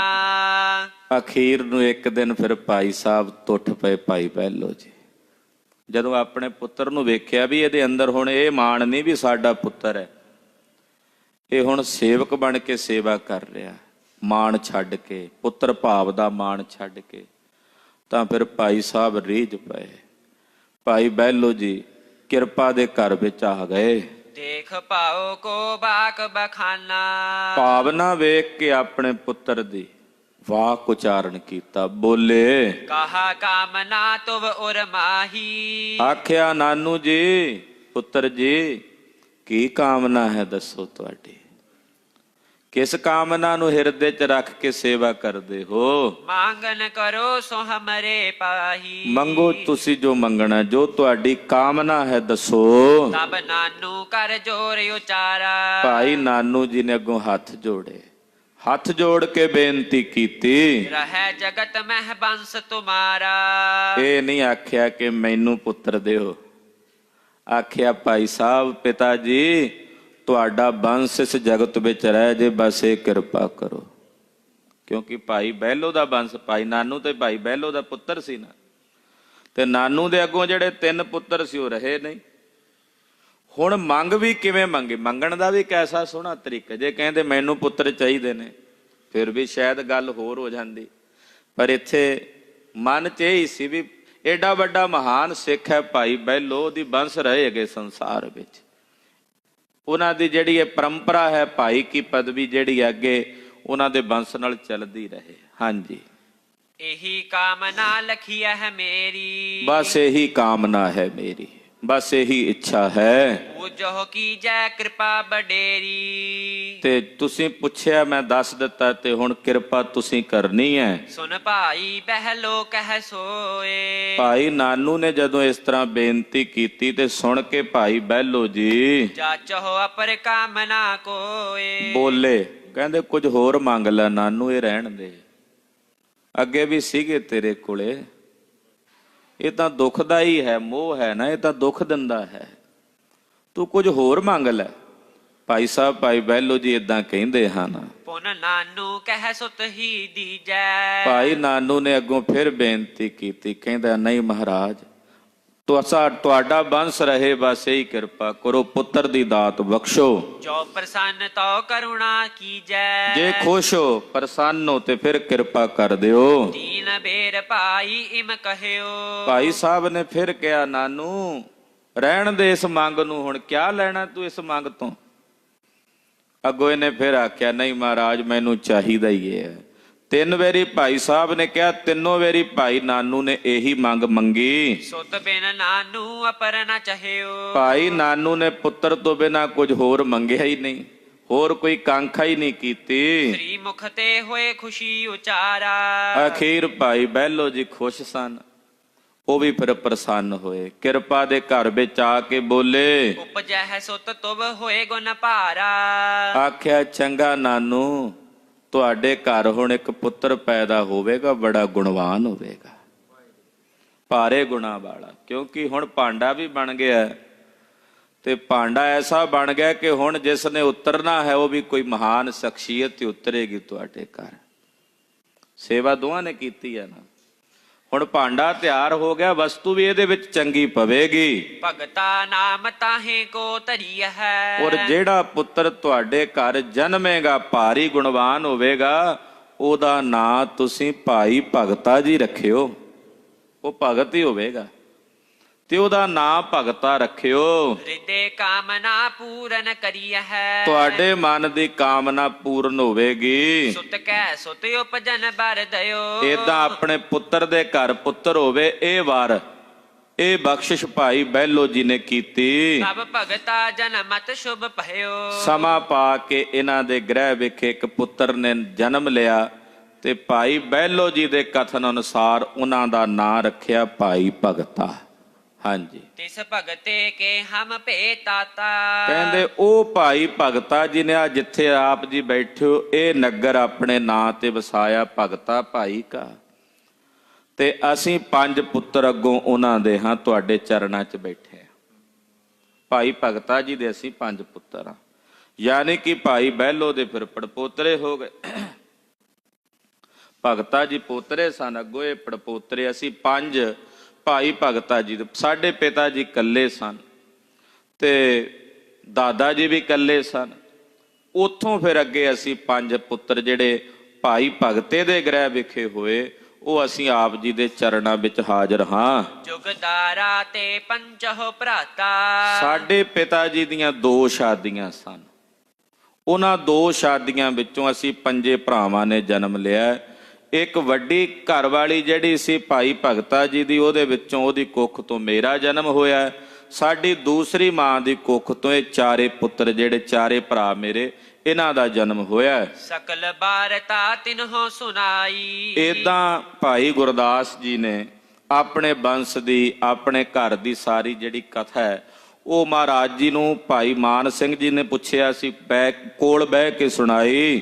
ਪ੍ਰਭ ਅਖੇਰ ਤਿਆਰੀ ਕਰਵਾਈ। ਇਧਰ ਸਤਿਗੁਰੂ ਕਲਗੀਧਰ ਪਾਤਸ਼ਾਹ ਨੇ ਸ਼ਿਕਾਰ ਖੇਡਣ ਦੀ ਤਿਆਰੀ ਕਰਾਈ। ਦਿਨ ਚੜ ਗਿਆ, ਥੋੜੀ ਜਿਹੀ ਲੋ ਲੱਗ ਚੁੱਕੀ ਸੀ। ਤੋ ਗੁਰਦੇਵ ਨੇ ਹੁਕਮ ਕੀਤਾ ਕਿ ਜੰਗਲ ਦਾ ਇਲਾਕਾ ਹੈ, ਸ਼ਿਕਾਰ ਕਿਤੇ ਚੜ ਗਿਆ। ਅੱਜ ਸ਼ਿਕਾਰ ਦਾ ਤਾਂ ਬਹਾਨਾ ਹੀ ਹੈ, ਮੇਰੇ ਸਾਹਿਬ ਨੇ ਜੀਵ ਤਾਰਨੇ ਹਨ। ਕਲਗੀਧਰ ਪਾਤਸ਼ਾਹ ਜੀ ਮਹਾਰਾਜ ਜੀ ਨੇ ਸ਼ਿਕਾਰ ਖੇਡਣ ਦੀ ਤਿਆਰੀ ਕੀਤੀ। ਚੜੇ ਤੁਰੰਗ ਸੰਗ ਅਸਵਾਰਾ। ਮਹਾਰਾਜ ਸੱਚੇ ਪਾਤਸ਼ਾਹ ਜੀ ਘੋੜੇ ਤੇ ਸਵਾਰ ਹੋਏ। ਨਾਲ ਮਹਾਰਾਜ ਜੀ ਦੇ ਜਿੰਨੇ ਸਿਪਾਹੀ ਸਨ, ਫੌਜਾਂ ਸਨ, ਉਹ ਵੀ ਤਿਆਰ ਬਰ ਤਿਆਰ ਹੋ ਕੇ ਚੜੇ। ਕਮਨੇ ਕੇ ਤਿਕ ਦੂਰੇ ਉਜਾਰਾ। ਤੇ ਭਾਈ ਭਗਤੇ ਨਗਰ ਤੋਂ ਥੋੜਾ ਜਿਹਾ ਦੂਰ ਮਹਾਰਾਜ ਜੀ ਜਿੱਥੇ ਉਜਾੜ ਜਿਹਾ ਸੀ, ਜੰਗਲ ਦਾ ਇਲਾਕਾ ਸੀ, ਗਏ। ਤੀਤਰ ਏਕ ਬੋਲਤਾ ਦੂਰੇ। ਉੱਥੇ ਦੂਰ ਨਾ ਇੱਕ ਨਿੱਕਾ ਜਿਹਾ ਥੇ ਬਣਿਆ ਹੋਇਆ ਸੀ ਮਿੱਟੀ ਦਾ। ਉੱਥੇ ਇੱਕ ਤਿੱਤਰ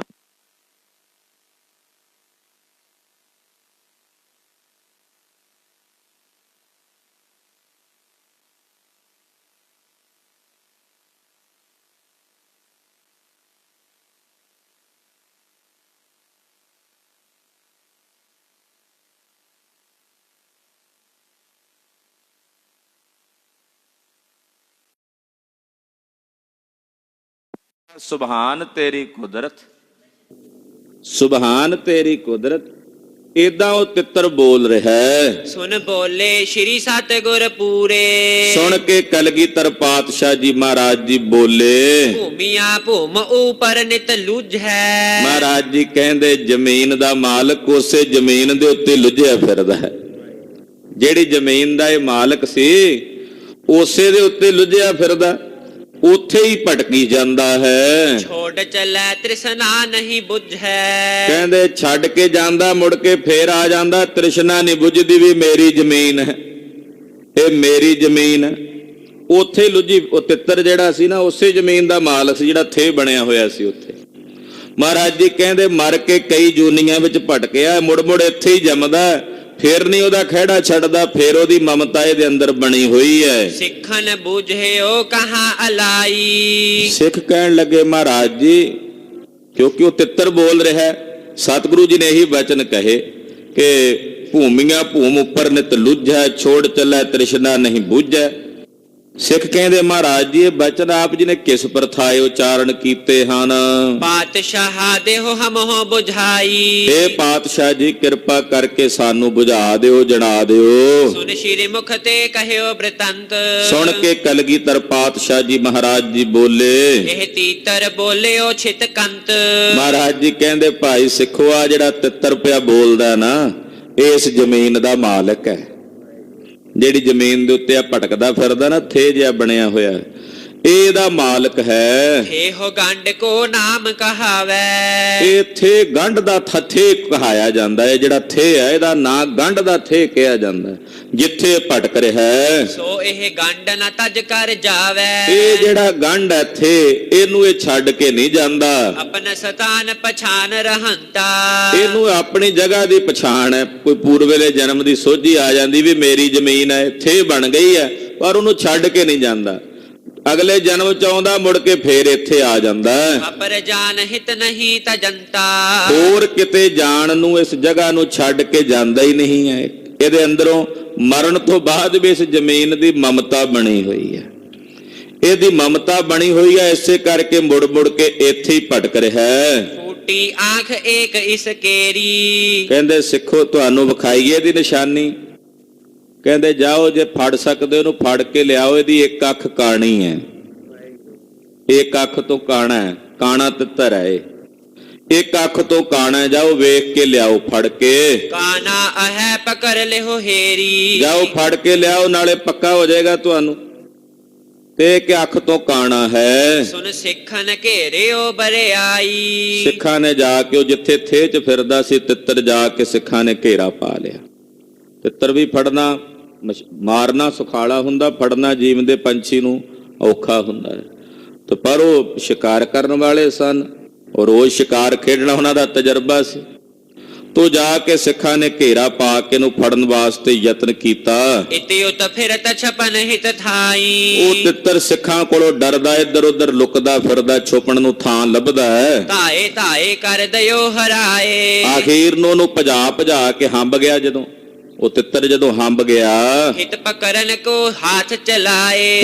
ਤੋ ਇੱਕ ਸਿੱਖ ਨੇ ਉਹਨੂੰ ਫੜਨ ਵਾਸਤੇ ਹੱਥ ਚਲਾਇਆ। ਕਹਿ ਕਰ ਆਨਿਓ ਗੁਰੂ ਅਗਾਰੇ। ਔਰ ਉਹਨੂੰ ਫੜ ਕੇ ਨਾ ਚੁੱਕ ਕੇ ਸਤਿਗੁਰਾਂ ਕੋਲ ਲੈ ਆਏ। ਨਿਰਨੈ ਹਿਤ ਜੁਗ ਨੈਣ ਨਿਹਾਰੇ। ਜਦੋਂ ਨਿਰਣਾ ਕਰਨ ਵਾਸਤੇ ਉਹਦੀਆਂ ਦੋਵੇਂ ਅੱਖਾਂ ਵੇਖੀਆਂ, ਇੱਕ ਅੱਖ ਤੇ ਕਾਣਾ ਹੇਰ। ਤੇ ਵਾਕਈ ਇੱਕ ਅੱਖ ਤੋਂ ਤਿੱਤਰ ਕਾਣਾ ਸੀ। ਇੱਕ ਅੱਖ ਹੈ ਨਹੀਂ ਸੀ ਉਹਦੀ। ਜਿਵੇਂ ਸਤਿਗੁਰਾਂ ਦੱਸਿਆ ਸੀ ਉਸੇ ਤਰ੍ਹਾਂ ਹੀ ਹੈ। ਨਮੋ ਕਰ ਹੈ ਗੁਰ ਕੋ ਫਿਰ ਫੇਰ। ਤੇ ਸਿੱਖ ਸਤਿਗੁਰਾਂ ਦੀ ਭਾਰੀ ਮਹਿਮਾ ਜਾਣਦਿਆਂ ਬਾਰੰਬਾਰ ਗੁਰਦੇਵ ਦੇ ਪਵਿੱਤਰ ਚਰਨਾਂ 'ਚ ਮੱਥਾ ਟੇਕਦੇ ਹਨ, ਨਮਸਕਾਰ ਕਰਦੇ ਹਨ। ਹੱਥ ਜੋੜ ਬੂਝੈ ਸਿੱਖ ਸੋਏ। ਸਿੱਖਾਂ ਨੇ ਹੱਥ ਜੋੜ ਕੇ ਫਿਰ ਸਤਿਗੁਰੂ ਜੀ ਨੂੰ ਪੁੱਛਿਆ, ਇਸ ਕੋ ਅਬ ਹਵਾਲ ਕਿਆ ਹੋਏ। ਮਹਾਰਾਜ ਹੁਣ ਇਹਦਾ ਕੀ ਹਵਾਲ ਹੋਵੇਗਾ, ਹੁਣ ਇਹਦੀ ਕੀ ਦਸ਼ਾ ਹੋਵੇਗੀ। ਦੈਵ ਜੋਗ ਤੇਰਾ ਵਰ ਕੇਰਾ। ਦੈਵ ਜੋਗ ਨਾਲ ਆਪ ਜੀ ਦਾ ਸੰਗ ਇਹਨੂੰ ਪ੍ਰਾਪਤ ਹੋ ਗਿਆ। ਭਇਓ ਮੇਲ ਇਸ ਭਾਗ ਬਡੇਰਾ। ਕੋਈ ਭਾਗ ਚੰਗਾ ਵੀ ਹੋਣਾ ਤਾਂ ਹੀ ਤੁਹਾਡੇ ਨਾਲ ਮਿਲਿਆ ਮਹਾਰਾਜ, ਤੁਹਾਡੇ ਨਾਲ ਇਹਦਾ ਮੇਲ ਹੋਇਆ। ਇਹਦਾ ਕੋਈ ਭਾਗ ਚੰਗਾ ਵੀ ਹੋਵੇਗਾ ਜਿਸ ਕੀ ਹੋਈ ਚਾਹੇ ਕਲਿਆਣਾ। ਕਿ ਜਾਪਦਾ ਇਹਦੀ ਕਲਿਆਣ ਹੋਣੀ ਆ, ਤਦੇ ਆਪ ਜੀ ਨੂੰ ਆ ਮਿਲਿਆ। ਤਹਿ ਸੰਜੋਗ ਆਪਸੋ ਠਾਨਾ। ਮਹਾਰਾਜ ਤਦੇ ਆਪ ਜੀ ਦੇ ਨਾਲ ਇਹਦਾ ਸੰਜੋਗ ਬਣ ਗਿਆ। ਸ੍ਰੀ ਪ੍ਰਭ ਕਹਿਓ ਜਨਮ ਬਹੁਤਾਰੇ। ਮਹਾਰਾਜ ਜੀ ਬੋਲੇ, ਕਹਿੰਦੇ ਨੇ ਕਈ ਜਨਮ ਲੈ ਲਏ ਨੇ ਹੁਣ ਤਾਂ। ਇਹਦੇ ਕਈ ਜਨਮ ਇਹਨੇ ਪ੍ਰਾਪਤ ਕਰ ਲਏ ਨੇ। ਮਰ ਮਰ ਤਜੇ ਸਰੀਰ ਉਦਾਰੇ। ਮਰ ਮਰ ਕੇ ਜੰਮਦਾ ਰਿਹਾ, ਬਾਰ-ਬਾਰ ਜੰਮਦਾ ਰਿਹਾ। ਕਉ ਨ ਤਿਆਗਤ ਨਿਜ ਰਜਧਾਨੀ। ਪਰ ਆਪਣੀ ਇਹ ਰਾਜਧਾਨੀ ਇਹ ਛੱਡ ਕੇ ਨਹੀਂ ਜਾਂਦਾ। ਮਰ ਕੇ ਜੰਮਦਾ ਫਿਰ ਇੱਥੇ ਆ ਜਾਂਦਾ, ਇਹਨੂੰ ਛੱਡ ਕੇ ਨਹੀਂ ਜਾਂਦਾ। ਬੰਧਿਓ ਫਾਸ ਸਨੇਹ ਮਹਾਨੀ। ਇਹ ਜਿਹੜਾ ਥੇ ਆ ਮਿੱਟੀ ਦਾ ਗੰਢ ਦਾ ਬਣਿਆ ਹੋਇਆ, ਇਹਦੇ ਨਾਲ ਹੀ ਇਹ ਬੰਨਿਆ ਹੋਇਆ, ਇਹਨੂੰ ਛੱਡ ਕੇ ਨਹੀਂ ਜਾਂਦਾ। ਇਸੇ ਦੇ ਵਿੱਚ ਇਹਦੀ ਮਮਤਾ ਬਣੀ ਹੋਈ ਹੈ। ਅਬ ਦਰਸ਼ਨ ਤੇ ਪਾਤ ਕਟਰੇ। ਹੁਣ ਸਾਡੇ ਦਰਸ਼ਨ ਕਰਕੇ ਇਹਦੇ ਪਾਪ ਕੱਟੇ ਗਏ ਹਨ। ਜਿੰਨੇ ਇਹਦੇ ਪਾਤਕ ਸਨ, ਪਾਪ ਕਰਮ ਸਨ, ਉਹ ਦਗਦ ਹੋ ਗਏ ਨੇ। ਜਨਮ ਮਰਨ ਜਗ ਬੰਧਨ ਹਰੇ। ਕਿਉਂਕਿ ਸੰਚਿਤ ਕਰਮਾਂ ਦੇ ਅੱਗੇ ਜਨਮ ਬਣਨੇ ਸੀ। ਕਿਰਿਆਮਾਨ ਤਾਂ ਪਸ਼ੂਆਂ ਦੇ ਕਿਰਿਆਮਾਨ ਕਰਮ ਨਹੀਂ ਰਹਿ ਜਾਂਦੇ, ਉਹ ਕੇਵਲ ਭੋਗ ਜੂਨੀ ਹੁੰਦੀ ਹੈ। ਤੋ ਪਰਾ ਲੱਭਦੋ ਭੋਗਦੇ ਨੇ, ਪਰ ਜਿਹੜੇ ਜਮਾ ਰਹਿੰਦੇ ਨੇ ਪਿੱਛੇ, ਉਹ ਨਾਲ ਨਾਲ ਅੱਗੇ ਜਨਮ ਦਿੰਦੇ ਰਹਿੰਦੇ ਜਦੋਂ ਤੱਕ ਉਹ ਨਸ਼ਟ ਨਹੀਂ ਹੋ ਜਾਂਦੇ।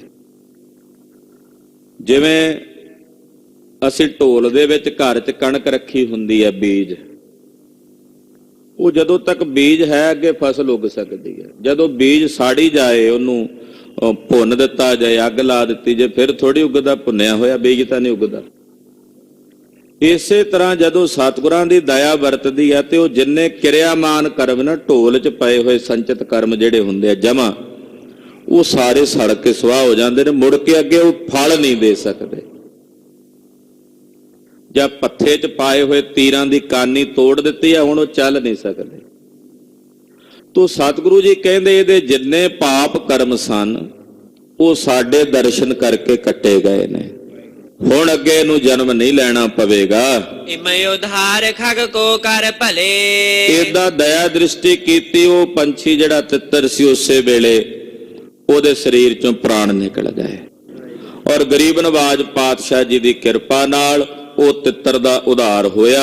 ਆਗੇ ਹਿਤ ਅਖੇਰ ਕੋ ਚਲੇ। ਉੱਥੇ ਵੀ ਦੱਸਦੇ ਨੇ ਵੀ ਇਤਿਹਾਸਕ ਸਥਾਨ ਮਹਾਰਾਜ ਜੀ ਦਾ ਸ਼ੋਭਨੀਕ ਹੈ, ਜਿੱਥੇ ਉਸ ਕਾਣੇ ਤਿੱਤਰ ਦਾ ਸਤਿਗੁਰਾਂ ਉਧਾਰ ਕੀਤਾ।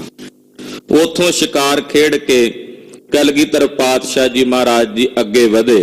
ਕੇ ਚਿਤ ਵਿਚਰਤ ਸਤਿਗੁਰ ਆਏ। ਔਰ ਕੁਝ ਕੁ ਵਿਚਰ ਕੇ ਹੋਰ ਸ਼ਿਕਾਰ ਖੇਡਿਆ, ਕੁਝ ਹੋਰ ਜੀਵਾਂ ਦਾ ਸ਼ਿਕਾਰ ਕਰਕੇ ਸਤਿਗੁਰੂ ਜੀ ਵਾਪਸ ਭਗਤੇ ਭਾਈ ਕੇ ਨਗਰ, ਜਿੱਥੇ ਸਤਿਗੁਰਾਂ ਦਾ ਉਤਾਰਾ ਸੀ, ਵਾਪਸ ਆ ਗਏ। ਉਤਰੇ ਸਿਵਰ ਤੁਰੰਗ ਲਗਾਏ। ਜਦੋਂ ਉਤਰੇ ਤੇ ਮਹਾਰਾਜ ਜੀ ਦਾ ਘੋੜਾ ਡੇਰੇ ਵਿੱਚ ਲਾਇਆ। ਬੈਠੇ ਹੁਤੇ ਸਿੰਘ ਚਹਕਾਈ। ਚਾਰੇ ਪਾਸੇ ਮਹਾਰਾਜ ਕਲਗੀਧਰ ਜੀ ਦੇ ਤਿਆਰ ਬਰ ਤਿਆਰ ਸਿੰਘ ਬੈਠੇ ਆ। ਵਾਪਸ ਆ ਗਏ, ਦੁਪਹਿਰ ਦਾ ਵੇਲਾ ਹੋ ਗਿਆ ਸੀ। ਤੋ ਸਤਿਗੁਰੂ ਸੱਚੇ ਪਾਤਸ਼ਾਹ ਜੀ ਮਹਾਰਾਜ ਜੀ ਸਿੰਘਾਂ ਦੇ ਸਮੇਤ ਬੈਠੇ ਹਨ। ਜਥਾ ਮੁਨੀਸ਼ਨ ਮਹਿ ਰਗਰਾਈ। ਕਹਿੰਦੇ ਏਦਾਂ ਬੈਠੇ ਨੇ ਜਿਵੇਂ ਮਾਨੋ ਤ੍ਰੇਤੇ ਯੁੱਗ ਦੇ ਵਿੱਚ ਮੁਨੀਆਂ 'ਚ ਸ਼੍ਰੀ ਰਾਮ ਜੀ ਬਹਿੰਦੇ ਸੀ ਨਾ। ਇਹ ਸਿੱਖ ਵੀ ਪਾਤਸ਼ਾਹ ਜੀ ਮਹਾਰਾਜ ਜੀ ਦੇ ਆਲੇ ਦੁਆਲੇ ਏਦਾਂ ਹੀ ਸਜੇ ਮੁਨੀਆਂ ਦੇ ਸਮਾਨ, ਤੇ ਕਲੀ ਕਾਲ ਦੇ ਅਵਤਾਰ ਗੁਰੂ ਕਲਗੀਧਰ ਜੀ ਵਿੱਚ ਸ਼ੋਭਨੀਕ ਹਨ। ਏਕ ਸਿੰਘ ਭਗਤੇ ਮਹਿ ਰਹੈ। ਇੱਕ ਸਿੰਘ ਭਗਤੇ ਪਿੰਡ 'ਚ ਹੀ ਰਹਿੰਦਾ ਸੀ, ਤਿਆਰ ਬਰ ਤਿਆਰ ਨਿਹੰਗ ਸਿੰਘ ਸੀ। ਬਾਲਿਕ ਤਾਹੇ ਆਤਮਜ ਅਹੈ। ਉਹਦਾ ਇੱਕ ਬੱਚਾ ਸੀ, ਅੱਗੇ ਇੱਕ ਪੁੱਤਰ ਸੀ ਜਿਹੜਾ ਹਾਲੇ ਛੋਟਾ ਹੀ ਸੀ, ਬਹੁਤਾ ਵੱਡਾ ਨਹੀਂ ਸੀ, ਛੋਟਾ ਹੀ ਸੀ। ਗਇਓ ਕਹੂੰ ਤੇ ਸੋ ਚੱਲ ਆਇਓ। ਜਦੋਂ ਸਤਿਗੁਰੂ ਜੀ ਉਤਰੇ ਸੀ ਨਾ, ਉਦੋਂ ਉਹ ਕਿਤੇ ਗਿਆ ਹੋਇਆ ਸੀ। ਗੁਰਦੇਵ ਨੂੰ ਤਕਰੀਬਨ 2 ਦਿਨ ਹੋ ਗਏ ਸਨ ਉਤਰਿਆ, ਤੇ ਉਹ ਹੈ ਨਹੀਂ ਸੀ ਪਿੰਡ 'ਚ। ਤੇ ਜਦੋਂ 2 ਦਿਨਾਂ ਬਾਅਦ ਆਇਆ, ਉਹਨੂੰ ਪਤਾ ਲੱਗਾ ਵੀ ਸਤਿਗੁਰੂ ਬਾਜਾਂ ਵਾਲੇ ਸੁਆਮੀ ਸਾਡੇ ਨਗਰ ਆਏ ਨੇ, ਤੇ ਉਹਨੂੰ ਬੜਾ ਚਾਅ ਜਾਗਿਆ ਤੇ ਸਤਿਗੁਰੂ ਜੀ ਦੇ ਦਰਸ਼ਨਾਂ ਨੂੰ ਆਉਣ ਲੱਗਾ। ਗੁਰ ਆਗਮਨ ਸ਼੍ਰਵਣ ਸੁਨ ਪਾਇਓ। ਜਦੋਂ ਸਤਿਗੁਰਾਂ ਦਾ ਉਹਨੇ ਆਗਮਨ ਸੁਣਿਆ ਕਿ ਗੁਰਦੇਵ ਜੀ ਸਾਡੇ ਨਗਰ 'ਚ ਹਨ, ਸਤ ਛਿਨ ਕੇ ਟਿਕ ਚਨਕ ਉਬਾਰੇ। ਉਹਨੇ ਉਸੇ ਵੇਲੇ ਕਹਿੰਦੇ ਵੀ ਖਾਲੀ ਹੱਥ ਨਹੀਂ ਜਾਣਾ ਸਾਹਿਬ ਕੋਲ। ਉਹਨੇ ਛੋਲੇ ਲਏ ਤੇ ਜਿਹੜੇ ਚਣੇ ਸਨ ਉਹ ਉਬਾਲੇ। ਕਰੀ ਬਾਕੁਲੀ ਨੀਰੀ ਤਿਆਰੇ। ਤੇ ਕਹਿੰਦੇ ਉਹਦੀਆਂ ਬਾਕੁਲੀ ਉਹਦੀ ਤਿਆਰ ਕਰ ਲਈ, ਯਾਨੀ ਕਿ ਘੁੰਗਣੀਆਂ ਨਹੀਂ ਹੁੰਦੀਆਂ, ਪਾਣੀ ਵਿੱਚੋਂ ਲਾਹ ਦਿੱਤਾ, ਥੋੜਾ ਬਹੁਤਾ ਲੂਣ ਜਿਹਾ ਭੁੱਕ ਕੇ, ਥੋੜੀ ਜਿਹੀ ਮਿਰਚ ਜੀ ਪਾ ਕੇ, ਤੇ ਉਹ ਘੁੰਗਣੀਆਂ ਜਿਹੜੀਆਂ ਸਨ ਉਹ ਤਿਆਰ ਕਰ ਲਈਆਂ। ਸਾਵਧਾਨ ਹੋਏ ਕਟ ਕਸ ਲੀਨ। ਔਰ ਸਾਵਧਾਨ ਹੋ ਕੇ ਕਮਰ ਕੱਸਾ ਲਾਇਆ। ਸੁਤ ਕੋ ਤਥਾ ਸੁਚੇਤਾ ਕੀਨ। ਜਿਵੇਂ ਆਪਣੇ ਲਾਇਆ ਨਾ ਕਮਰ ਕੱਸਾ ਨਿਹੰਗ ਸਿੰਘ ਸੀ ਬਾਣੇ 'ਚ, ਤੇ ਪੁੱਤਰ ਨੂੰ ਵੀ ਇਹਨੇ ਉਸੇ ਤਰ੍ਹਾਂ ਕਮਰ ਕੱਸਾ ਲਾ ਕੇ ਉਹਨੂੰ ਵੀ ਨਾਲ ਤਿਆਰ ਕੀਤਾ। ਛੋਟਾ ਜਿਹਾ ਹੀ ਸੀ, ਹਾਲੇ 2-3 ਸਾਲਾਂ ਦਾ ਹੋਵੇਗਾ, ਤੇ ਉਹਨੂੰ ਵੀ ਦਮਾਲਾ ਉਹਦੇ ਸੀਸ ਤੇ ਚਲਾਇਆ ਹੋਇਆ, ਤੇ ਚੋਲਾ ਪਾ ਕੇ ਨਾ ਉਹਦੀ ਲੱਕ ਵੀ ਕਮਰ ਕੱਸਾ ਬੰਨ ਦਿੱਤਾ। ਕਮਰ ਕਸਾ ਆਪਣੇ ਸਮ ਕਰਿਓ। ਜਿਵੇਂ ਆਪ ਕੀਤਾ ਸੀ ਕਮਰ ਕੱਸਾ, ਏਦਾਂ ਆਪਣੇ ਪੁੱਤਰ ਨੂੰ ਵੀ ਕਮਰ ਕੱਸਾ ਲਾ ਦਿੱਤਾ। ਤੇ ਕਰ ਘੁੰਗਣੀਆਂ ਚੱਲ ਪਰਿਓ। ਤੇ ਉਹ ਜਿਹੜੀਆਂ ਘੁੰਗਣੀਆਂ ਬਣਾਈਆਂ ਸਨ ਘਰ ਲੈ ਕੇ ਚਣਿਆਂ ਦੀਆਂ, ਉਹ ਲੈ ਕੇ ਸਿੰਘ ਆਪਣੇ ਪੁੱਤਰ ਨੂੰ ਲੈ ਕੇ ਚੱਲ ਪਿਆ। ਪਿਤਾ ਪੁੱਤਰ ਗੁਰ ਕੇ ਟਿਕ ਗਏ। ਜਿੱਥੇ ਬਾਹਰ ਭਗਤੇ ਪਿੰਡ 'ਚ ਸਤਿਗੁਰੂ ਜੀ ਉਤਰੇ ਸਨ, ਉੱਥੇ ਦੋਵੇਂ ਪਿਓ ਪੁੱਤਰ ਚੱਲ ਕੇ ਆਏ। ਵੰਦਨ ਕਰਤ ਬਿਲੋਕਤ ਭਏ। ਸਤਿਗੁਰੂ ਜੀ ਦੇ ਦਰਸ਼ਨ ਕੀਤੇ, ਦਰਸ਼ਨ ਕਰਕੇ ਮੱਥਾ ਟੇਕਿਆ ਤੇ ਫਤਿਹ ਬੁਲਾਈ। ਵਾਹਿਗੁਰੂ ਜੀ ਕੀ ਕਹਿ ਫਤਿਹ। ਤਿਆਰ ਬਰ ਤਿਆਰ ਹੋ ਕੇ ਫਤਿਹ ਗਜਾਈ, ਆਖਿਆ ਜੀ ਵਾਹਿਗੁਰੂ ਜੀ ਕਾ ਖਾਲਸਾ ਵਾਹਿਗੁਰੂ ਜੀ ਕੀ ਫਤਿਹ। ਖਰੇ ਹੋਏ ਕਰ ਸਨਮੁਖ ਚਿਤੇ। ਔਰ ਸਨਮੁਖ ਸਤਿਗੁਰੂ ਜੀ ਦੇ ਖਲੋ ਕੇ ਮਹਾਰਾਜ ਜੀ ਦੇ ਦਰਸ਼ਨ ਕਰਦੇ ਹਨ। ਗੁਰੂ ਗਰੀਬ ਨਿਵਾਜ ਨਿਹਾਰਾ। ਕਲਗੀਧਰ ਜੀ ਨੇ ਦੋਨਾਂ ਪਿਓ ਪੁੱਤਰਾਂ ਨੂੰ ਵੇਖਿਆ ਵੀ ਤਿਆਰ ਬਰ ਤਿਆਰ, ਨਿੱਕਾ ਜਿਹਾ ਬੱਚਾ ਉਹਨੂੰ ਵੀ ਕਮਰ ਕੱਸਾ ਲਾ ਕੇ ਤਿਆਰ ਬਰ ਤਿਆਰ ਕੀਤਾ ਹੋਇਆ ਹੈ। ਮੁਸਕਾਵਤ ਜੁਤ ਕਿਰਪਾ ਉਚਾਰਾ। ਤੇ ਮੁਸਕਰਾ ਕੇ ਕਿਰਪਾ ਦੇ ਘਰ ਵਿੱਚ ਆ ਕੇ ਗੁਰੂ ਕਲਗੀਧਰ ਸੁਆਮੀ ਜੀ ਬੋਲੇ, ਬਾਲਿਕ ਨਾਮ ਕਹੋ ਕਿਆ ਧਰਿਓ। ਮਹਾਰਾਜ ਜੀ ਕਹਿੰਦੇ ਹਾਂ ਜੀ ਸਿੰਘ ਜੀ, ਇਹ ਭੁਜੰਗ ਸਿੰਘ ਦਾ ਨਾਂ ਕੀ ਰੱਖਿਆ? ਇਹ ਭੁਜੰਗੀ ਸਿੰਘ ਹੈ ਨਾ, ਸਿੰਘ ਦੇ ਬੱਚੇ ਨੂੰ ਭੁਜੰਗ ਸਿੰਘ ਹੀ ਕਹਿੰਦੇ ਆ। ਭੁਜੰਗ ਸਿੰਘ, ਲੜਕੀ ਹੋਵੇ ਤੇ ਭੁਜੰਗਣ। ਤੋ ਮਹਾਰਾਜ ਜੀ ਕਹਿੰਦੇ ਵੀ ਇਹ ਬੱਚੇ ਦਾ, ਇਹ ਭੁਜੰਗ ਸਿੰਘ ਦਾ ਕੀ ਨਾਂ ਰੱਖਿਆ? ਸਾਵਧਾਨ ਹੋਏ ਆਗੇ ਖਰਿਓ। ਤੇ ਸਿੰਘ ਅੱਗੋਂ ਤਿਆਰ ਬਰ ਤਿਆਰ ਸਾਵਧਾਨ ਸੀ। ਅੱਜ ਕੱਲ ਕਿਸੇ ਨੂੰ ਪੁੱਛ ਲੋ ਵੀ ਬਈ ਤੇਰਾ ਭੁਜੰਗ ਸਿੰਘ, ਉਹਦਾ ਕੀ ਨਾਂ ਰੱਖਿਆ ਭੁਜੰਗ ਸਿੰਘ ਦਾ? ਉਹ ਪਹਿਲਾਂ ਤੇ ਹੱਕਾ ਬੱਕਾ ਹੋ ਕੇ ਸਿੰਘ ਦਾ ਬੱਚਾ ਵੀ ਸੋਚੀ ਜਾਂਦਾ ਹੁੰਦਾ ਵੀ ਇਹ ਭੁਜੰਗ ਪਤਾ ਨਹੀਂ ਕਿਹਨੂੰ ਕਹਿੰਦੇ ਆ, ਵੀ ਸਾਡੇ ਬੋਲੇ ਹੀ ਲੋਪ ਹੋ ਗਏ ਨੇ ਨਾ। ਤੇ ਹੋਰ ਹੀ ਨਾਂ ਜਿਹੜੇ ਨੇ ਅਸੀਂ ਕਈ ਤਰ੍ਹਾਂ ਦੇ ਵਿਗਾੜ ਕੇ ਉਹ ਆਪਣੀ ਬੋਲ ਬਾਣੀ ਵਿੱਚ ਵਰਤਣ ਲੱਗ ਪਏ। ਮਹਾਰਾਜ ਸੱਚੇ ਪਾਤਸ਼ਾਹ ਜੀ ਕਹਿੰਦੇ ਵੀ ਇਹ ਭੁਜੰਗ ਸਿੰਘ ਦਾ ਕੀ ਨਾਂ ਰੱਖਿਆ? ਪੂਜਨ ਕਰਿਓ ਉਚਾਰਤ ਸੋਈ। ਸਤਿਗੁਰੂ ਜੀ ਨੇ ਜਦੋਂ ਪੁੱਛਿਆ ਤੇ ਉਹ ਅੱਗੋਂ ਬੋਲਿਆ, ਅਬ ਲੋ ਨਾਮ ਨਾ ਰਾਖਿਓ ਕੋਈ। ਉਹਨਾਂ ਵੇਲਿਆਂ 'ਚ ਕਈ ਵਾਰ ਸਾਲ ਦਾ, 2 ਸਾਲ ਦਾ, 3 ਸਾਲ ਦੇ ਵੀ ਬੱਚੇ ਹੋ ਜਾਂਦੇ, ਨਾਂ ਨਹੀਂ ਸਨ ਰੱਖਦੇ। ਤੇ ਨਾਂ ਰੱਖਦੇ, ਕਹਿੰਦੇ ਚਲੋ ਗੁਰੂ ਸਾਹਿਬ ਮਿਲਣਗੇ, ਉਹਨਾਂ ਕੋਲੋਂ ਨਾਮਕਰਨ ਕਰਾਵਾਂਗੇ। ਤੋ ਘਰ ਵਿੱਚ ਉਦਾਂ ਹੀ ਨਾਮ ਲੈ ਕੇ ਕੋਈ ਛੋਟਾ ਉਹ ਸੱਦ ਲਿਆ ਕਰਦੇ, ਨਾਮਕਰਨ ਗੁਰੂ ਸਾਹਿਬ ਕੋਲੋਂ ਕਰਾਉਂਦੇ। ਇਹਨੇ ਬੇਨਤੀ ਕੀਤੀ ਮਹਾਰਾਜ ਜੀ ਵੀ ਹਾਲੇ ਤੱਕ ਇਹਦਾ ਅਸੀਂ ਕੋਈ ਨਾਂ ਨਹੀਂ ਰੱਖਿਆ। ਅਬ ਸ਼੍ਰੀ ਮੁਖ ਤੇ ਆਪ ਉਚਾਰੋ। ਮਹਾਰਾਜ ਮੇਰੀ ਭਾਵਨਾ ਸੀ ਵੀ ਇਹਦਾ ਨਾਂ ਤੁਸੀਂ ਰੱਖੋ, ਮੇਰੀ ਇਹ ਇੱਛਾ ਸੀ। ਹੁਣ ਵੀ ਸਿੱਖ ਦੀ ਇਹੀ ਭਾਵਨਾ ਹੁੰਦੀ, ਘਰ 'ਚ ਬੱਚਾ ਬੱਚੀ ਭੁਜੰਗ ਭੁਜੰਗਣ ਹੋਵੇ, ਆ ਕੇ ਪਹਿਲਾਂ ਮਹਾਰਾਜ ਜੀ ਦੇ ਚਰਨਾਂ 'ਚ ਰਜੋਈ ਕਰਕੇ ਹੁਕਮਨਾਮਾ ਲੈ ਕੇ ਪਹਿਲੇ ਅੱਖਰ ਤੋਂ ਆਪਣੇ ਬੱਚੇ ਦਾ ਨਾਂ ਰੱਖਦੇ ਕਿ ਸਤਿਗੁਰੂ ਸੱਚੇ ਪਾਤਸ਼ਾਹ ਦਾ ਵਾਕ ਲੈ ਕੇ ਪਹਿਲੇ ਅੱਖਰ ਤੋਂ ਨਾਂ ਰੱਖਣਾ। ਤੋ ਕਈਆਂ ਨੂੰ ਏਦਾਂ ਵੀ ਭਰਮ ਹੁੰਦਾ, ਜੇ ਕਹੀਏ ਵੀ ਗੁਰੂ ਘਰੋਂ ਨਾਂ ਜਿਹੜਾ ਨਾਮਕਰਨ ਕਿਉਂ ਨਹੀਂ ਰੱਖਿਆ, ਕਹਿੰਦੇ ਜੀ ਕਈ ਵਾਰੀ ਬੱਚਿਆਂ ਨੂੰ ਝਿੜਕਣਾ ਪੈਂਦਾ, ਜੇ ਗੁਰੂ ਘਰ ਸ਼ਬਦ 'ਚੋਂ ਨਾਂ ਰੱਖਿਆ ਹੋਵੇ ਤੇ ਔਖਾ ਹੋ ਜਾਂਦਾ।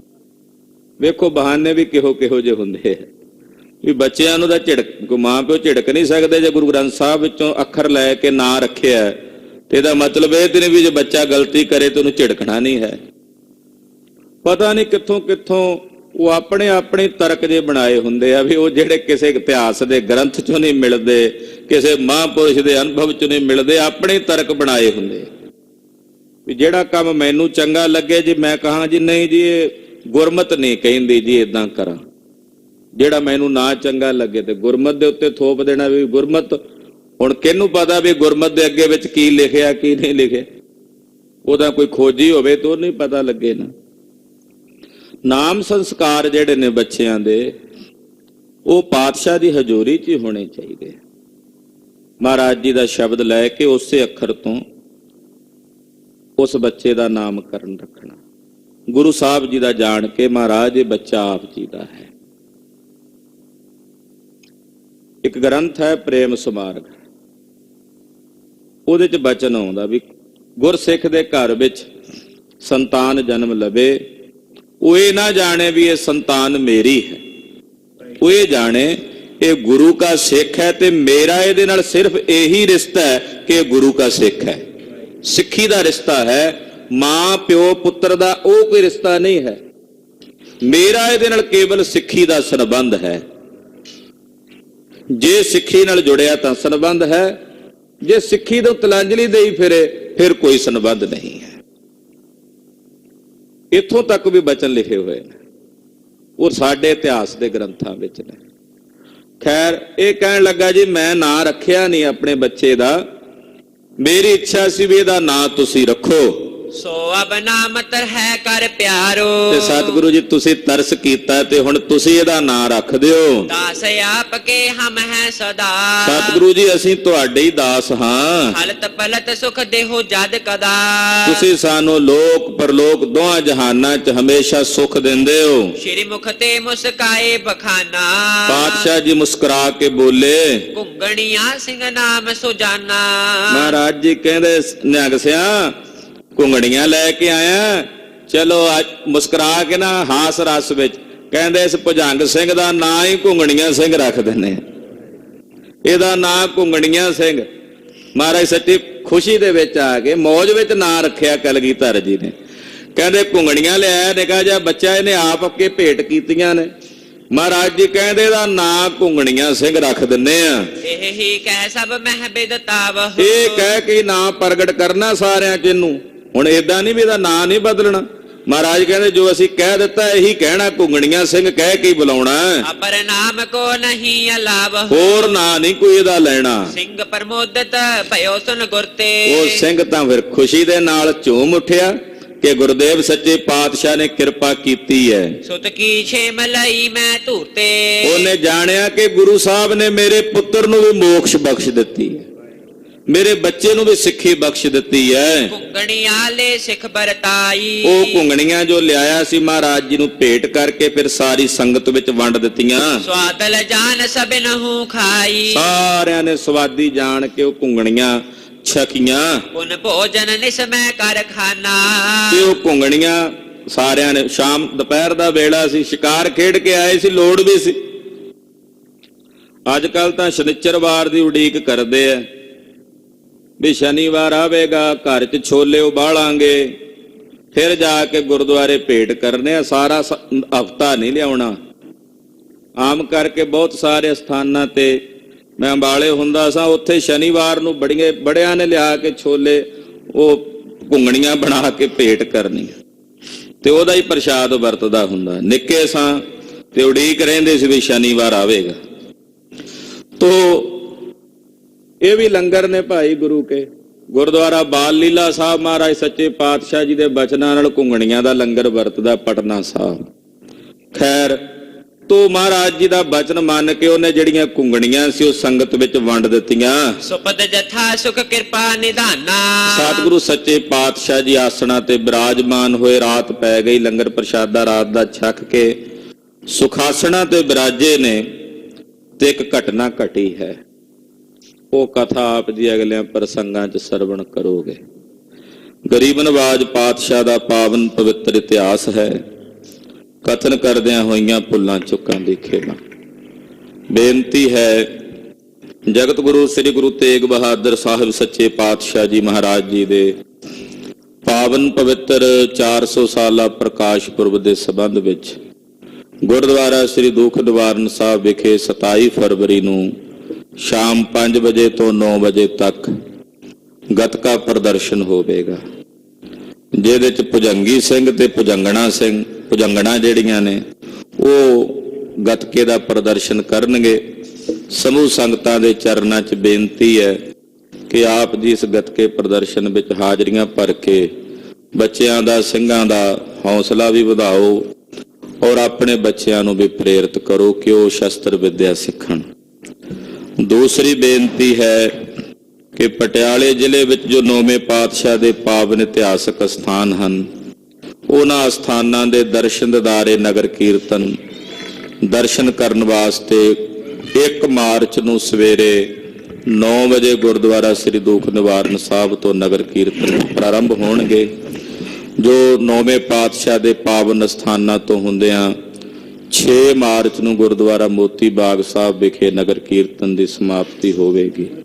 ਸਮੂਹ ਸੰਗਤਾਂ ਦੇ ਚਰਨਾਂ ਵਿੱਚ ਬੇਨਤੀ ਹੈ, ਦਰਸ਼ਨ ਦਿਦਾਰੇ ਨਗਰ ਕੀਰਤਨਾਂ ਵਿੱਚ ਵੱਧ ਚੜ ਕੇ ਹਾਜ਼ਰੀਆਂ ਭਰੋ। ਜਗਤ ਗੁਰੂ ਸ੍ਰੀ ਗੁਰੂ ਤੇਗ ਬਹਾਦਰ ਸਾਹਿਬ 9ਵੇਂ ਪਾਤਸ਼ਾਹ ਦੇ ਪਾਵਨ ਇਤਿਹਾਸਕ ਸਥਾਨਾਂ ਦੀ ਯਾਤਰਾ ਕਰਕੇ ਸਤਿਗੁਰੂ ਜੀ ਦੀਆਂ ਖੁਸ਼ੀਆਂ ਪ੍ਰਾਪਤ ਕਰੋ। ਇਹ ਬੇਨਤੀ ਆਪ ਜੀ ਨੇ ਪ੍ਰਵਾਨ ਕਰਨੀ। ਸ਼੍ਰੋਮਣੀ ਗੁਰਦੁਆਰਾ ਪ੍ਰਬੰਧਕ ਕਮੇਟੀ ਵੱਲੋਂ ਪਟਿਆਲੇ ਸ਼ਹਿਰ ਦੀਆਂ ਸੰਗਤਾਂ ਵੱਲੋਂ ਸਾਰਿਆਂ ਸੰਗਤਾਂ ਦੇ ਸਹਿਯੋਗ ਨਾਲ ਸਾਰੇ ਸਮਾਗਮ ਹੋ ਰਹੇ ਨੇ। ਆਪ ਜੀ ਨੇ ਹਾਜ਼ਰੀਆਂ ਭਰ ਕੇ ਗੁਰੂ ਜਸ ਸਰਵਣ ਕਰਨਾ। 1 ਤਰੀਕ ਨੂੰ ਸਵੇਰੇ ਪਹਿਲਾਂ ਸ੍ਰੀ ਅਖੰਡ ਪਾਠ ਸਾਹਿਬ ਦੇ ਭੋਗ ਪਾਏ ਜਾਣਗੇ, ਉਪਰੰਤ ਅਰਦਾਸ ਕਰਕੇ ਦਰਸ਼ਨ ਦਿਦਾਰੇ ਨਗਰ ਕੀਰਤਨ ਦੀ ਪ੍ਰਾਰੰਭਤਾ ਹੋਵੇਗੀ। ਵਾਹਿਗੁਰੂ ਵਾਹਿਗੁਰੂ ਵਾਹਿਗੁਰੂ ਵਾਹਿਗੁਰੂ ਵਾਹਿਗੁਰੂ ਵਾਹਿਗੁਰੂ ਵਾਹਿਗੁਰੂ ਵਾਹਿਗੁਰੂ ਵਾਹਿਗੁਰੂ ਵਾਹਿਗੁਰੂ ਵਾਹਿਗੁਰੂ ਵਾਹਿਗੁਰੂ ਵਾਹਿਗੁਰੂ ਵਾਹਿਗੁਰੂ ਵਾਹਿਗੁਰੂ ਵਾਹਿਗੁਰੂ ਵਾਹਿਗੁਰੂ ਵਾਹਿਗੁਰੂ ਵਾਹਿਗੁਰੂ ਵਾਹਿਗੁਰੂ ਵਾਹਿਗੁਰੂ ਵਾਹਿਗੁਰੂ ਵਾਹਿਗੁਰੂ ਵਾਹਿਗੁਰੂ हे अच्युत हे पार ब्रह्म ਅਬਨਾਸੀ ਅਘਨਾਸ हे पूरन हे सर्वमय ਪੰਜਨ ਗੁਣਤਾਸ हे संगी हे निरंकार हे ਨਿਰਗੁਣ ਸਭ ਟੇਕ हे गोविंद हे गुण निधान ਕੈ ਸਦਾ ਵਿਵੇਕ हे अपरंपर हर हरे ਹੈ ਪੀ ਹੋਵਨ ਹਾਰ हे संतह कै सदा संग ਧਾਰਾ ਆਧਾਰ हे ठाकुर हों दासरो ਮੈਂ ਨਿਰਗੁਣ ਗੁਣ ਨਹੀਂ ਕੋਈ नानक दीजै नाम दान ਰਾਖੋ ਹੀਐ ਪਰੋਏ आए प्रभ शरणागति ਕਿਰਪਾ ਨਿਧ ਦਇਆਲ एक अखर हर मन बस्त ਨਾਨਕ ਹੋਤ ਨਿਹਾਲ वाहिगुरु नाम जहाज है ਚੜੇ ਸੋ ਉਤਰੇ ਪਾਰ जो शरदा कर सेवंदे ਗੁਰ ਪਾਰ ਉਤਾਰਨ ਹਾਰ वाहिगुरु नाम जहाज है ਚੜੇ ਸੋ ਉਤਰੇ ਪਾਰ जो शरदा कर सेवंदे ਗੁਰ ਪਾਰ ਉਤਾਰਨ ਹਾਰ वाहिगुरु जी का खालसा वाहिगुरु जी की फतेह।